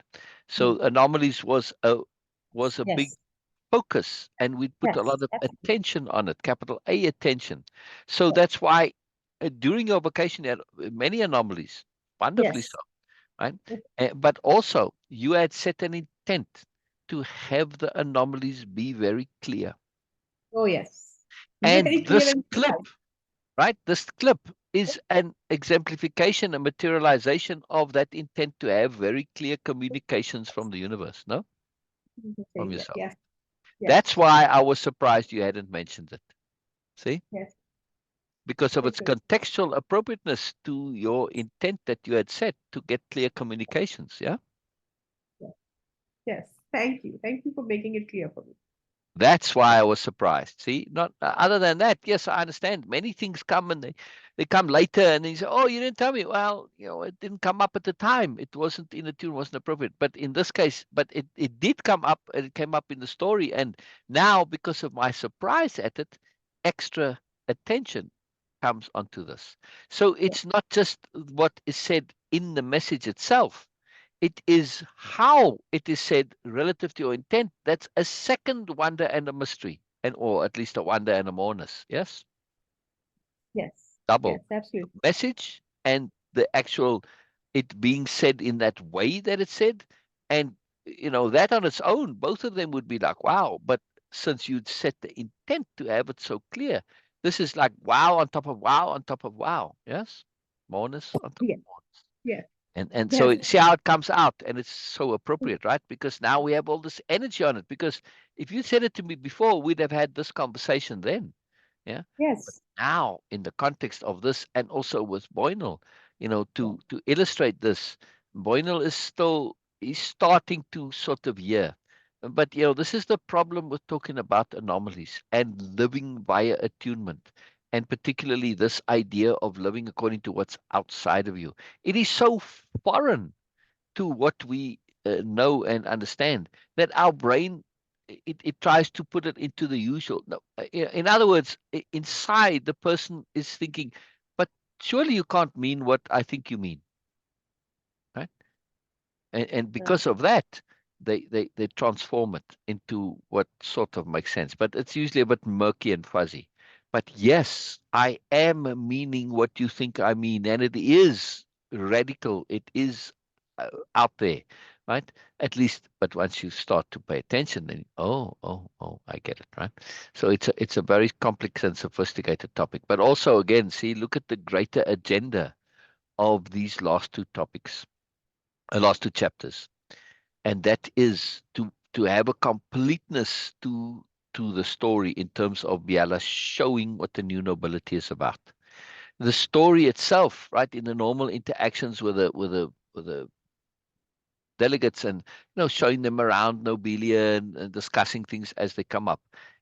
It didn't quite bring into delegate into this thing with anomalies yet, but then this thing with Boynal comes, and they come themselves. They come with the group. We still don't know why they all somehow came about early in the morning there, right? This is still a bit odd. It's an unresolved point that's just left there. For me, I'm like, hey, I want to know. When I read stories, I like get a bit sort of like scold the authors when they leave things unresolved, right? Like I was listening to a story, and it's about a wizard, and he gets attacked, and his staff gets wrenched from his hand, and it's a very important staff. It's not just like for walking, obviously, like a wizard staff, right? And then the story goes on, and he's talking with his friend, the detective, and they move off. And I'm like saying, hey, but you haven't picked up your staff, right? Like, how can you just carry on and not pick up your staff? You can't just assume that the reader thinks, because he was attacked by this werewolf and whatever, right? So you can't just assume that this is something you would just obviously do. He's discombobulated, he's injured, so it could easily be that he's forgetting the staff. And I'm like, come on, you're forgetting the staff. He did mention it later when he comes, but it took a while before. And I'm like, so, so hey, don't be sloppy, authors, in other words, right? You got to pay attention to those details, because it will throw your reader out. And now it's taking my attention is not on what's going on in the story, but I'm worrying about his staff. You have to be very cautious with stuff. So when you look at it from a story point of view, this explaining about anomalies, showing it, it can't just be done in a theoretical way. It has to be demonstrated, because this is the intent of the book, and also the intent of Biella, right? In a mandate. So this gift of this conversation, which was a real conversation, which I've enfolded into the story, right? I mean, Boynal is called something else. I don't remember what his name is actually, because he disappeared. Yeah, after this conversation. Uh, it's something with a B, and I think the last name is an N. So I like to combine the names and twist them around somehow, right? So I don't know, like Barry Nolan or something, Boynal. But it's not Barry. I think his name has a O in it. And I can't think of a male name that has an O in it. But anyway, um, uh, it doesn't really matter. But still, that this came along, and I recognized it for the anomaly and the gift that it was. So it provides all of this magic, right, to really show this, because the book wouldn't be complete without this thorough elucidation of attunement and anomalies. Yes, we're focusing on anomalies, but really anomalies are the gateway to attunement, right? And this listening to outside, if you're not in attunement, how are you going to hear what is appropriate? It's through attunement that outside is appropriate, right? So it's a very big deal, yeah, very big deal, yeah. Beena, make sense? Yes. Absolutely. Absolutely. All right. Yes. One other point I want to bring up, and this Yes. this is something that concerns me. Well, in some of the chapters, not an issue, But in this one, these last two, I very much feel this is so in these conversations about anomalies and attunement. I like when I read through it, I'm like, man, this needs, I can't wait for the capital R reading to unpack this because there's so much more implied here. Mostly, I do expand on those implications elsewhere in the chapter. But because of the constraints on Biella in this conversation, she cannot always do it. Yes, she comes at it, but slowly and gently. And I'm a bit concerned that from a purely technical writing publishing point of view, if I'm not getting to that mode, right? Now, I have different intents, but I also do want to pay attention to that just in my impeccability and thoroughness. I'm concerned that a typical reader of this book, now, a typical reader doesn't mean a typical reader in general, a typical reader for a book like this, which, yes, it's quite unique because there are utopian novels out there, right? But the actual category for this would be uh, visionary, speculative, visionary, utopian fiction, right? Or philosophical fiction, I think. I've got it written down somewhere. I looked it up. It's a very unique particular category. At any rate, I'm concerned that a reader that is interested in something like this or similar to this might not fully understand everything that's being said. It's not clearly enough communicated. That's a bit of a concern. Not that the readers, not capable, that the communication isn't clear enough. Yeah. Like a reader may read and say, I don't understand what's going on. I don't understand. I'm a bit worried about it in these last two chapters. What do you think, Beena? Yes, it can be. Because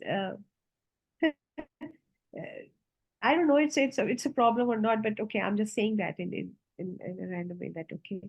The problem with these ideas, we assume that words for that. They are coming to give us something more in a tangible way, not exactly, but more in a tangible way.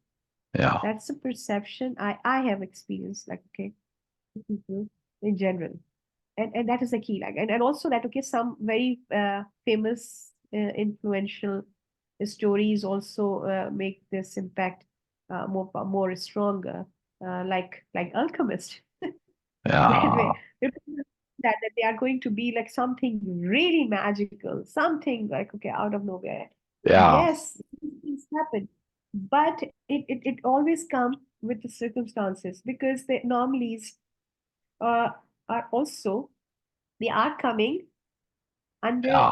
under the capacity of your senses. Yeah. These Yeah. are okay, Yeah. Yeah. because yes, maybe we can't hear there's a sound uh, more than 20,000 pitch. I don't know what is the actual word for Yeah. that. Yeah. Human ear cannot hear that. So if an anomaly is Yeah. happening, something happening, which definitely happening, but we can't hear it. So that thing is very they need to be considered, that okay, all the anomalies are coming according and under the ability of our senses. So we need to understand that. So this is very personal, which makes it, which also proves that it is very personal. Because of Yeah. course, a lot of things can happen in the world, which okay. Yeah. So it is for under visual ability. Okay, I can Yeah. see that. Okay, it is Yeah. coming. Okay, under my hearing ability, so I can hear this. If it is coming, okay, under my reach, so I can touch it. So these are the things. And also now the only part which I feel that okay, the ability which is like okay, a very not very clear, my ability to understand the anomaly. That Yeah. is the part where I really feel that okay, I need the clarity of intent, very precise Yeah. and clear. Yeah. Yeah. This Yeah. is what I ask, because you have a completely different understanding of it. It's a different level, of course, and other people also. My understanding of anomaly was like, oh my God, I will not be able to understand. So I ask universe that please Yeah. be Yeah. very precise, Exactly. be very clear, no Yeah. distraction. That Yeah. Yeah. and what how it has ended up. It ended up in just one interaction. That's Yeah. it. And I was like, wow, of course, that was the that was the fruit of my intent, the materialization of my intent. So then, what you were saying when you were saying that, okay, anomalies are very personal, that was Yeah. making sense to me. That okay, because it is coming Yeah. in the ability of my senses, so I can perceive it. First thing, and the second thing about that it is coming what is really our need at that time. We assume that, oh, I need an answer. Maybe we don't need an answer. All we need is just a satisfaction that, yes, whatever is going to happen will be good, capital G, good.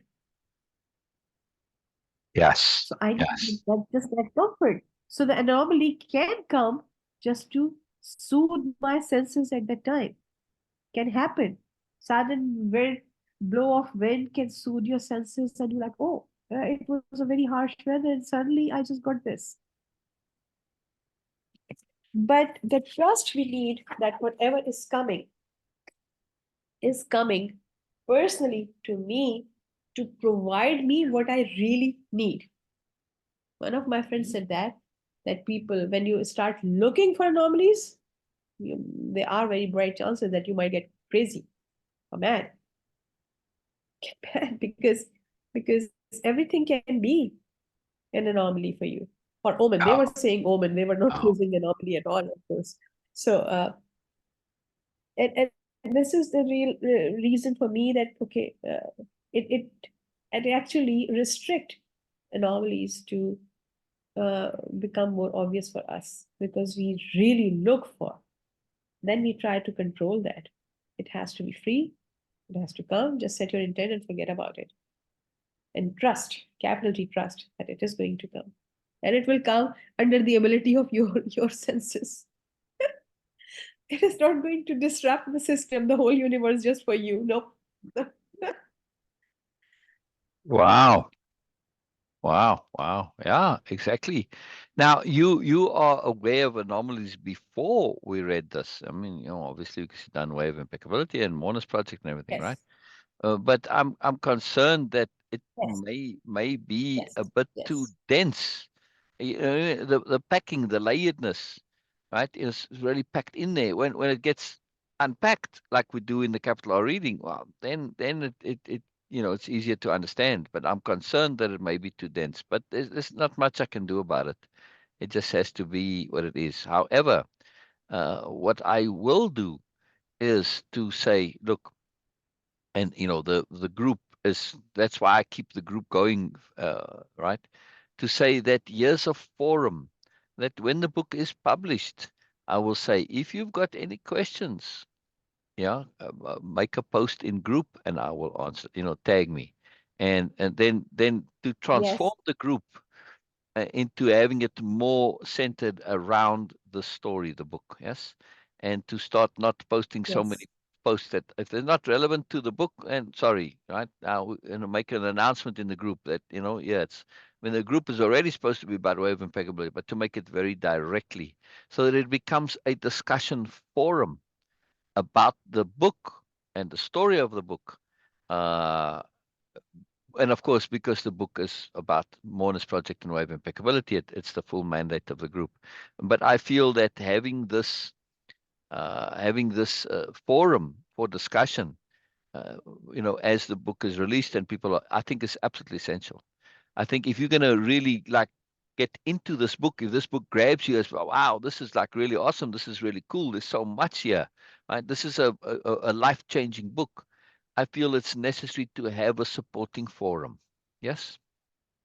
Yes. Yes. Absolutely. And that's what the group When then you will asked be. that, I said yes. Most likely it is going to happen because Yeah. anomalies is the most attractive uh, topic and subject for people who are into these things. This Yeah. is going to be like really a thing. Right. Right. Oh, this is different. This is what he's Yeah. talking about. So yes, this Yeah. can be. Yeah. Can be. So another comment I want to make a point on what you were saying with The Alchemist, right? I enjoyed the book, but I also irritated by the book. Why? Yes. because he is bringing very profound topics into play, Yes. like the language of the world. I think he calls it something else, or maybe calls it language of the world. Yeah, I call it language of the universe, right? Same thing, right? This is part of his story, and it's important, right? Or omens, right? It's about which is language of the world, right? And the language of the self, whatever. But here's the problem, right? That he is taking very real things and expressing it fictionally. However, Yes. he corrupts that by making his story, the magic, go into unreal situations. Like in the end, the main character finds actual physical treasure, and Yes. rather than finding a figurative, internal spiritual treasure. So now, because of this, you're making the whole story completely fictional, which means that you can't really take it seriously. This whole idea of the omens and the language of the world. Uh, is it something that he's just putting in to make a nice story, or is this something real? See, and this to me is a great disservice in the story. You cannot trust this because there's no supportingness to it. These last two chapters about Boynal, and actually with Hyla already, with Camillus, with Ursula, all of it, right? There's a great effort underlying the intent of the author is very clear that that the stuff that is being presented in a fictional way is very real, right? And it's in the book already in the beginning, in the introduction. This is about taking a non-fictional philosophy and presenting it through a fictional story, not as fiction, but via fiction, right? In order to be able to grasp the non-fiction, the actual real world truth of it. Yes, and when we now, I don't mention in the beginning of the story that Hyla and Camillus and Boynal are actual real people, and just the conversations have been unfolded into it. But you may guess this as it goes along, or just feel it's very realistically written. But nonetheless, the communication, and this is where the forum comes in handy, but still, even without that, the communication is so, like Norma says, is this fiction or non-fiction? She asks me this all the time about my stories.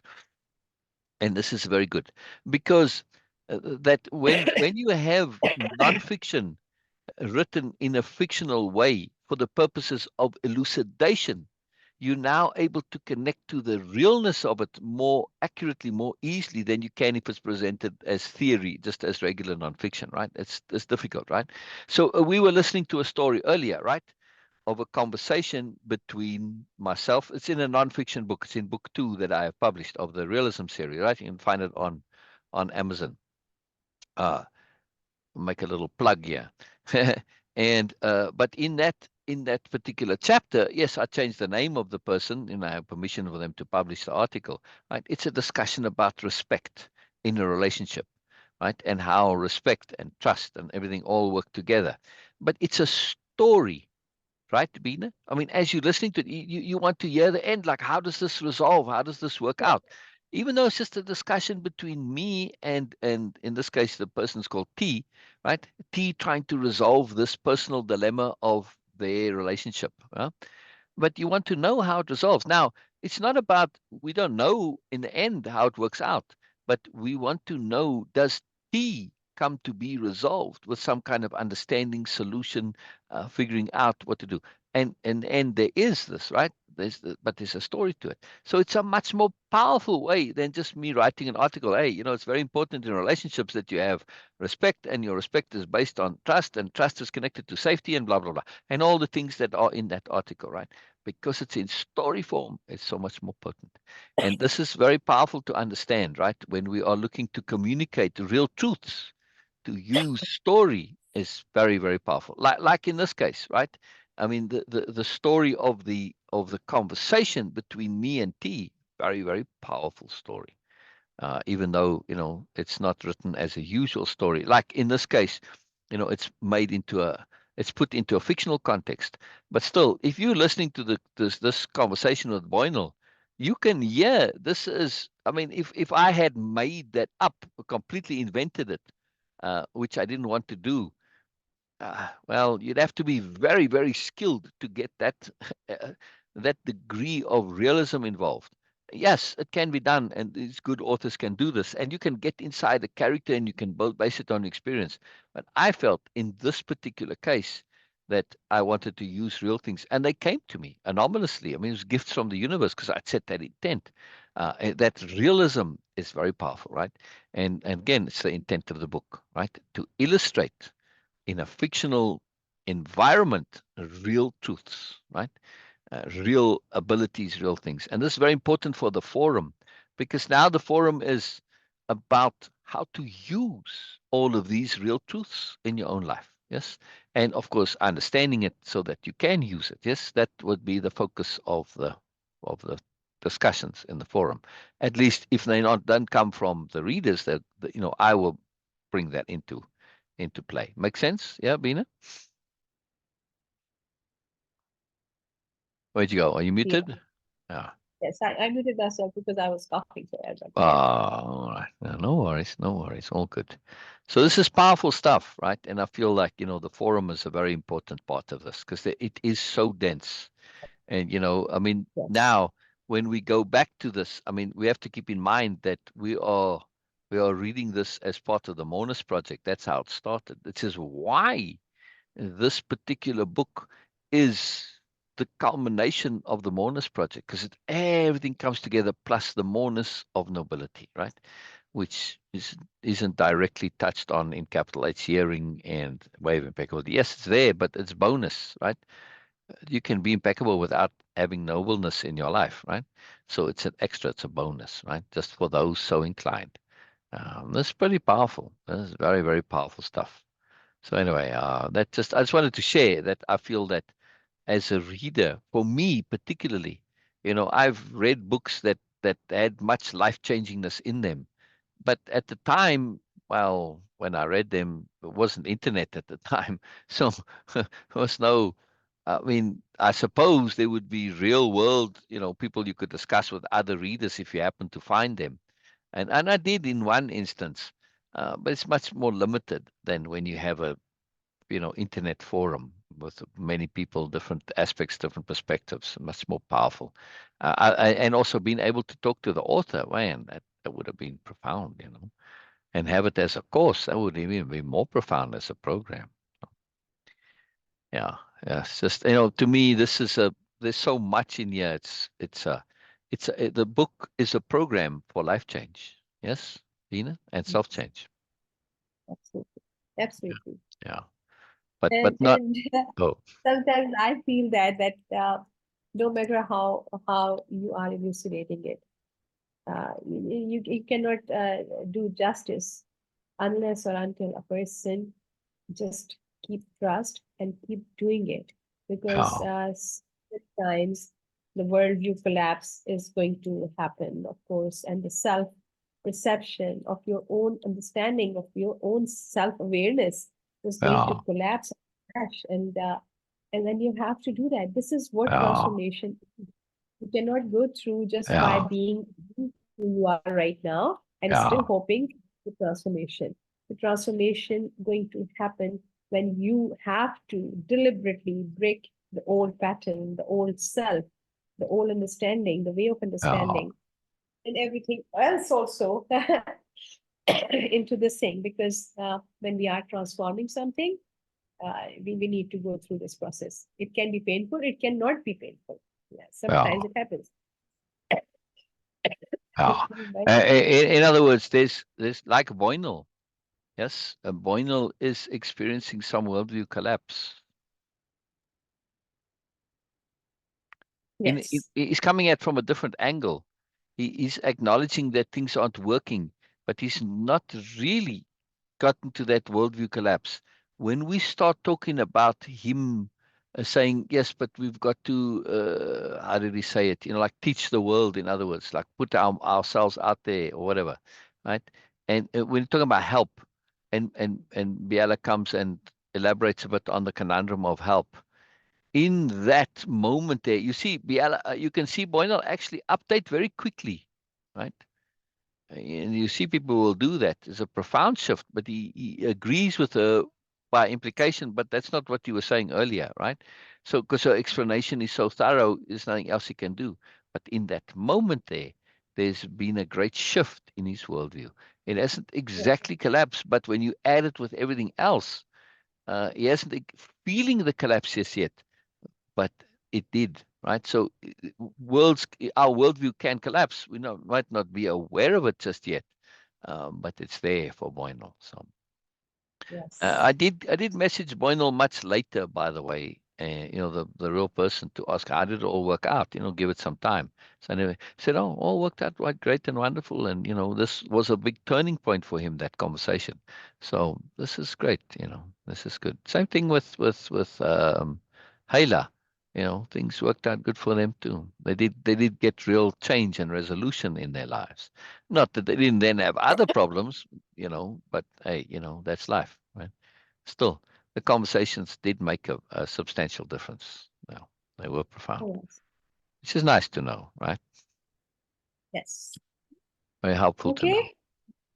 All right, Yes. brilliant, Yes. brilliant. I'm looking forward to more next, and especially the week, right, to unpack this. There was so much in it, right, Beena, that Yes. needs unpacking just by way of implications and nuance, and that sophisticated moreness from capital H hearing, because yeah, now in this conversation with Boynal, not just the greater mystery, but in the little bit that Boynal does, he reveals so much more than before via implication, right? We start to see the whole conundrum come about. Like, now it starts to make sense. Now it starts to make sense. Yeah.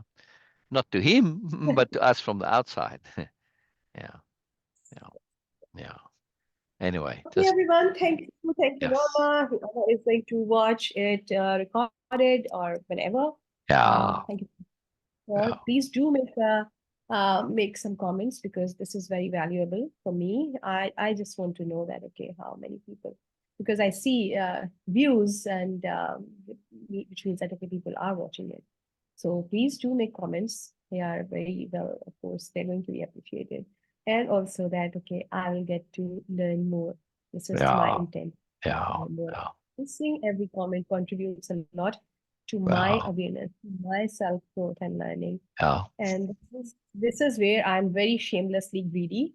So I'm Yes. inviting everyone, please Yes. do comment and make some effort. And if you want to, please join us in lives also. Oh yeah. Oh yeah. Um, One point I want to mention. When Yes. we started this reading of this particular book, right? Because it's part of the Mourners Project, I set a mandate for myself and for Beena as well. She agreed, right? We had this, I presented it and Beena agreed, and so I said in this live, I'm not going to restrain myself. I'm not going to Yes. share appropriately relative to the environment in which I'm in. I'm going to Yes. share the fullness, whether it's comprehended or not, connected to or not, it doesn't matter. I Yes. know that for the general participant of, or at least member of the group, that much of what I'm sharing is not going to be heard. Well, for one thing, language issues, it's an international group, right? And also people at various stages of their path and journey. And some of this is it's not the basics, yes, that you need. It's like, hey, if you're going to learn a foreign language, you first got to learn the alphabet and so on, right? Uh, Mhm. some people are in that stage where they're still learning the alphabet, basic grammar of the language, right? But the language of self-improvement, I mean, not the actual English language, right? So this is it's not it's not appropriate for them. Yeah, it's going to be overwhelming, and they won't be able to connect it because they don't have the basics yet. But I said, Yes. no, I'm not going to hold back. I'm going to show the fullness, and I'm going to express myself without restriction, without reservation. So keep in Yes. mind that this is a sharing in that context, right? It's unrestrained, it's unreserved. You're getting the maximum. And if you want more, ask. But yeah, if it's like, oh, I don't know what the hell he's talking about, well, just ask. I mean, that Yeah, is going to be a part of it, and I know this for some, right? it was And very clear from the beginning. You mentioned that and you said that, okay, this is the intent. This yeah, is that okay, where I'm going to just be completely without any filtration, because sometimes the appropriateness, of course, and sometimes his your willingness to keep people along with you and on this journey and going through this process, you adjust. Of course, you did a lot for me. I know that. Okay, you were adjusting in the time when I was yeah, running in yeah, science. You were adjusting, and of course that was really a big help for me. yeah, But at this point, I'm learning and I'm not asking you much. I'm sharing my thoughts because I exactly, become. exactly, Yes. So sometimes not sometimes, in every process, we need to learn. We start crawling and then we start just getting up and then we start taking crumbling steps and then we start running and walking and doing all sort of, exactly, exactly. and then we start dancing. This is the Which is step. what you did on your vacation. You were dancing. Yes, yes. And this is what the steps of the dancing level. This is the Yeah, dancing level. Of yeah, course, there are yeah, more steps into that, but it is if someone is crawling, you can't expect them to be like okay, really skilled dancer. So yeah, yes, it can be overwhelming, and exactly. it can be overwhelming at any stage. Yeah, Sometimes I'm like, wow, this is too much. This is yeah, too much. yeah, yeah. So it can And be what's overwhelming. important here, it is about progress, not levels of hierarchy. Yes. So just because you are at the early stages of this path of progress, that doesn't mean that you at the low levels. Right? That's why we avoid this language. No, you can be whatever you are in the rest of the world, but in this particular field, well, you're new to it, and you've just stuff to learn. Right? There's no implication that somehow you are less valuable, less worthy, or stupid, whatever. There's no negativity involved in it whatsoever. It is purely about that this is something that's just new. And, it's a new language, new way of conception. There's a lot of newness in it. Yes, there's a lot of familiarity too for many who are involved in self improvement, right? Obviously, because there's a lot of themes that overlap, but there is tremendous newness in it. So when we understand this, like Beena says, that if it's new, then just say, hey, this is new to me and there's stuff I need to learn. As simple as that, right? And just because I don't know how to do a particular dance or dancing, it doesn't mean that there's anything wrong with me. It's just something I haven't No, yet learned, right? Very, very, very, very important. Yes, very, very important to be aware of, right? There's no hierarchy implied in these and it's comments. it's a snowball effect. Exactly like when we are babies, we grow like really rapidly. Our growth is so rapid. So it's a snowball effect. Like, okay, once you start doing that, you will be like, okay, anyone, of course, like I am learning and my growth was like, oh yes, I have, because excitement, also keenness, and also universe help you when you are keen to learn and then you got so lucky that you got this free sharing available. Okay, then it will start getting compound. In the beginning, it might seem like, okay, oh yes, I'm struggling, but no, it will get it will get there very soon. Yeah, yeah, exactly. There's a lot of powerful stuff here. A lot of powerful stuff involved, right? And I'm looking forward to the moreness of sharing.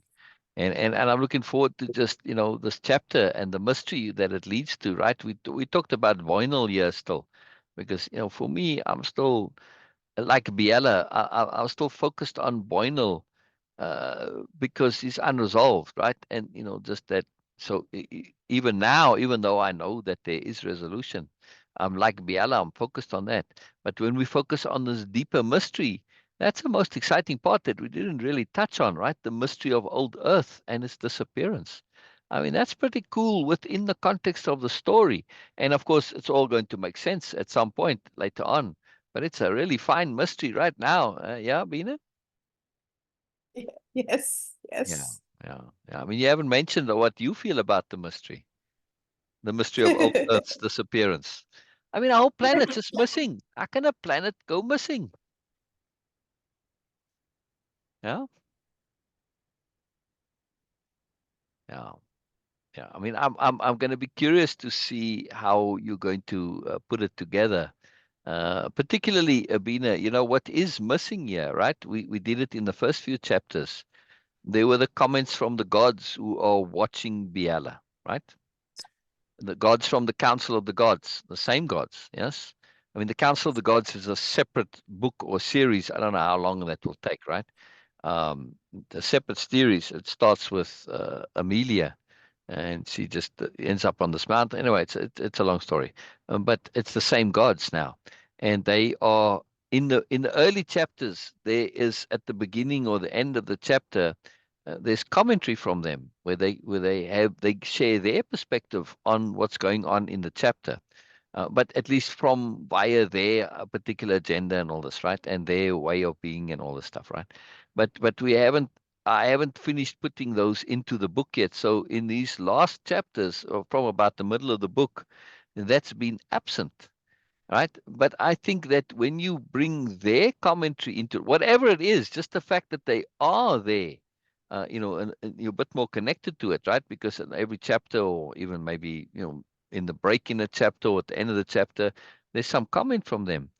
This brings them more as part of the greater story, right? And Yeah. this is going to be powerful to see how that also impacts this particular chapter. Yeah. Yes. Yeah, yeah, yeah. Very cool. Very cool. Very cool. Yeah, I like it. I like it. Do you like the mystery, Beena?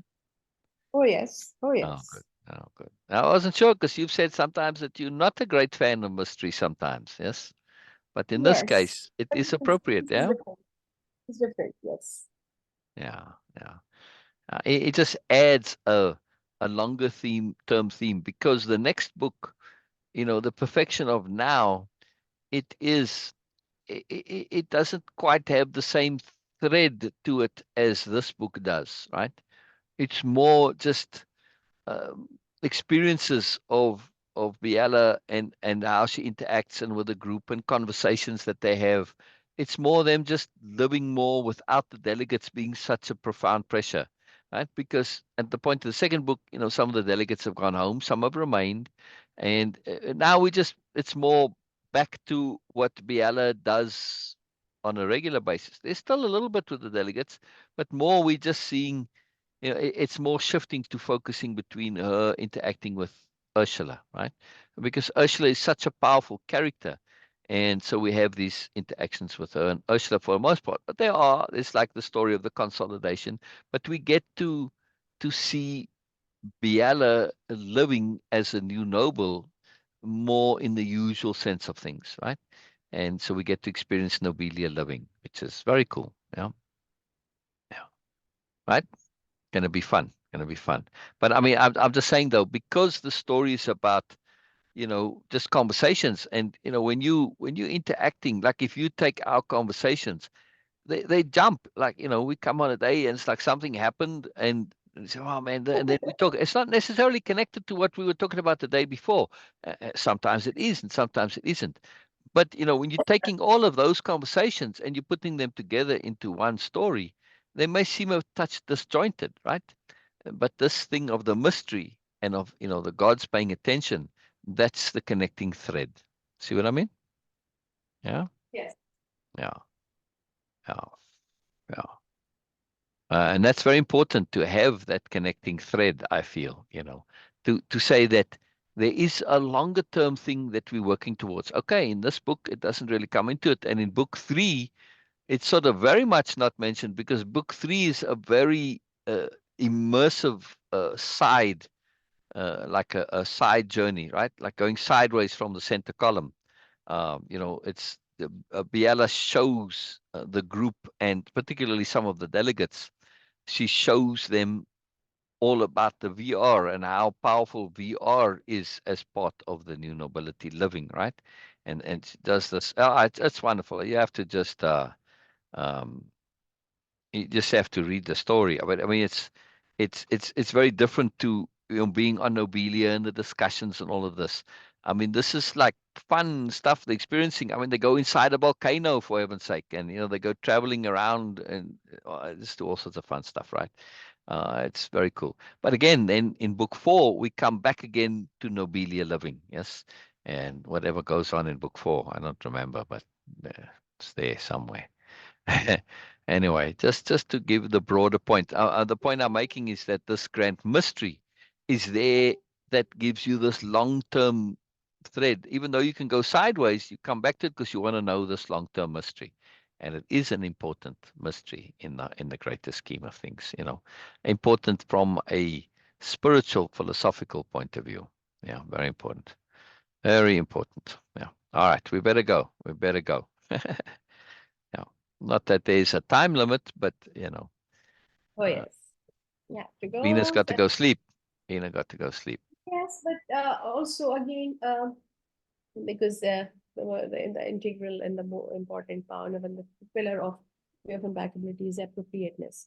So our Yeah. timing also it's not restricted by anything, but just being just by appropriateness. Sometimes it is appropriate to give more, sometimes it is not.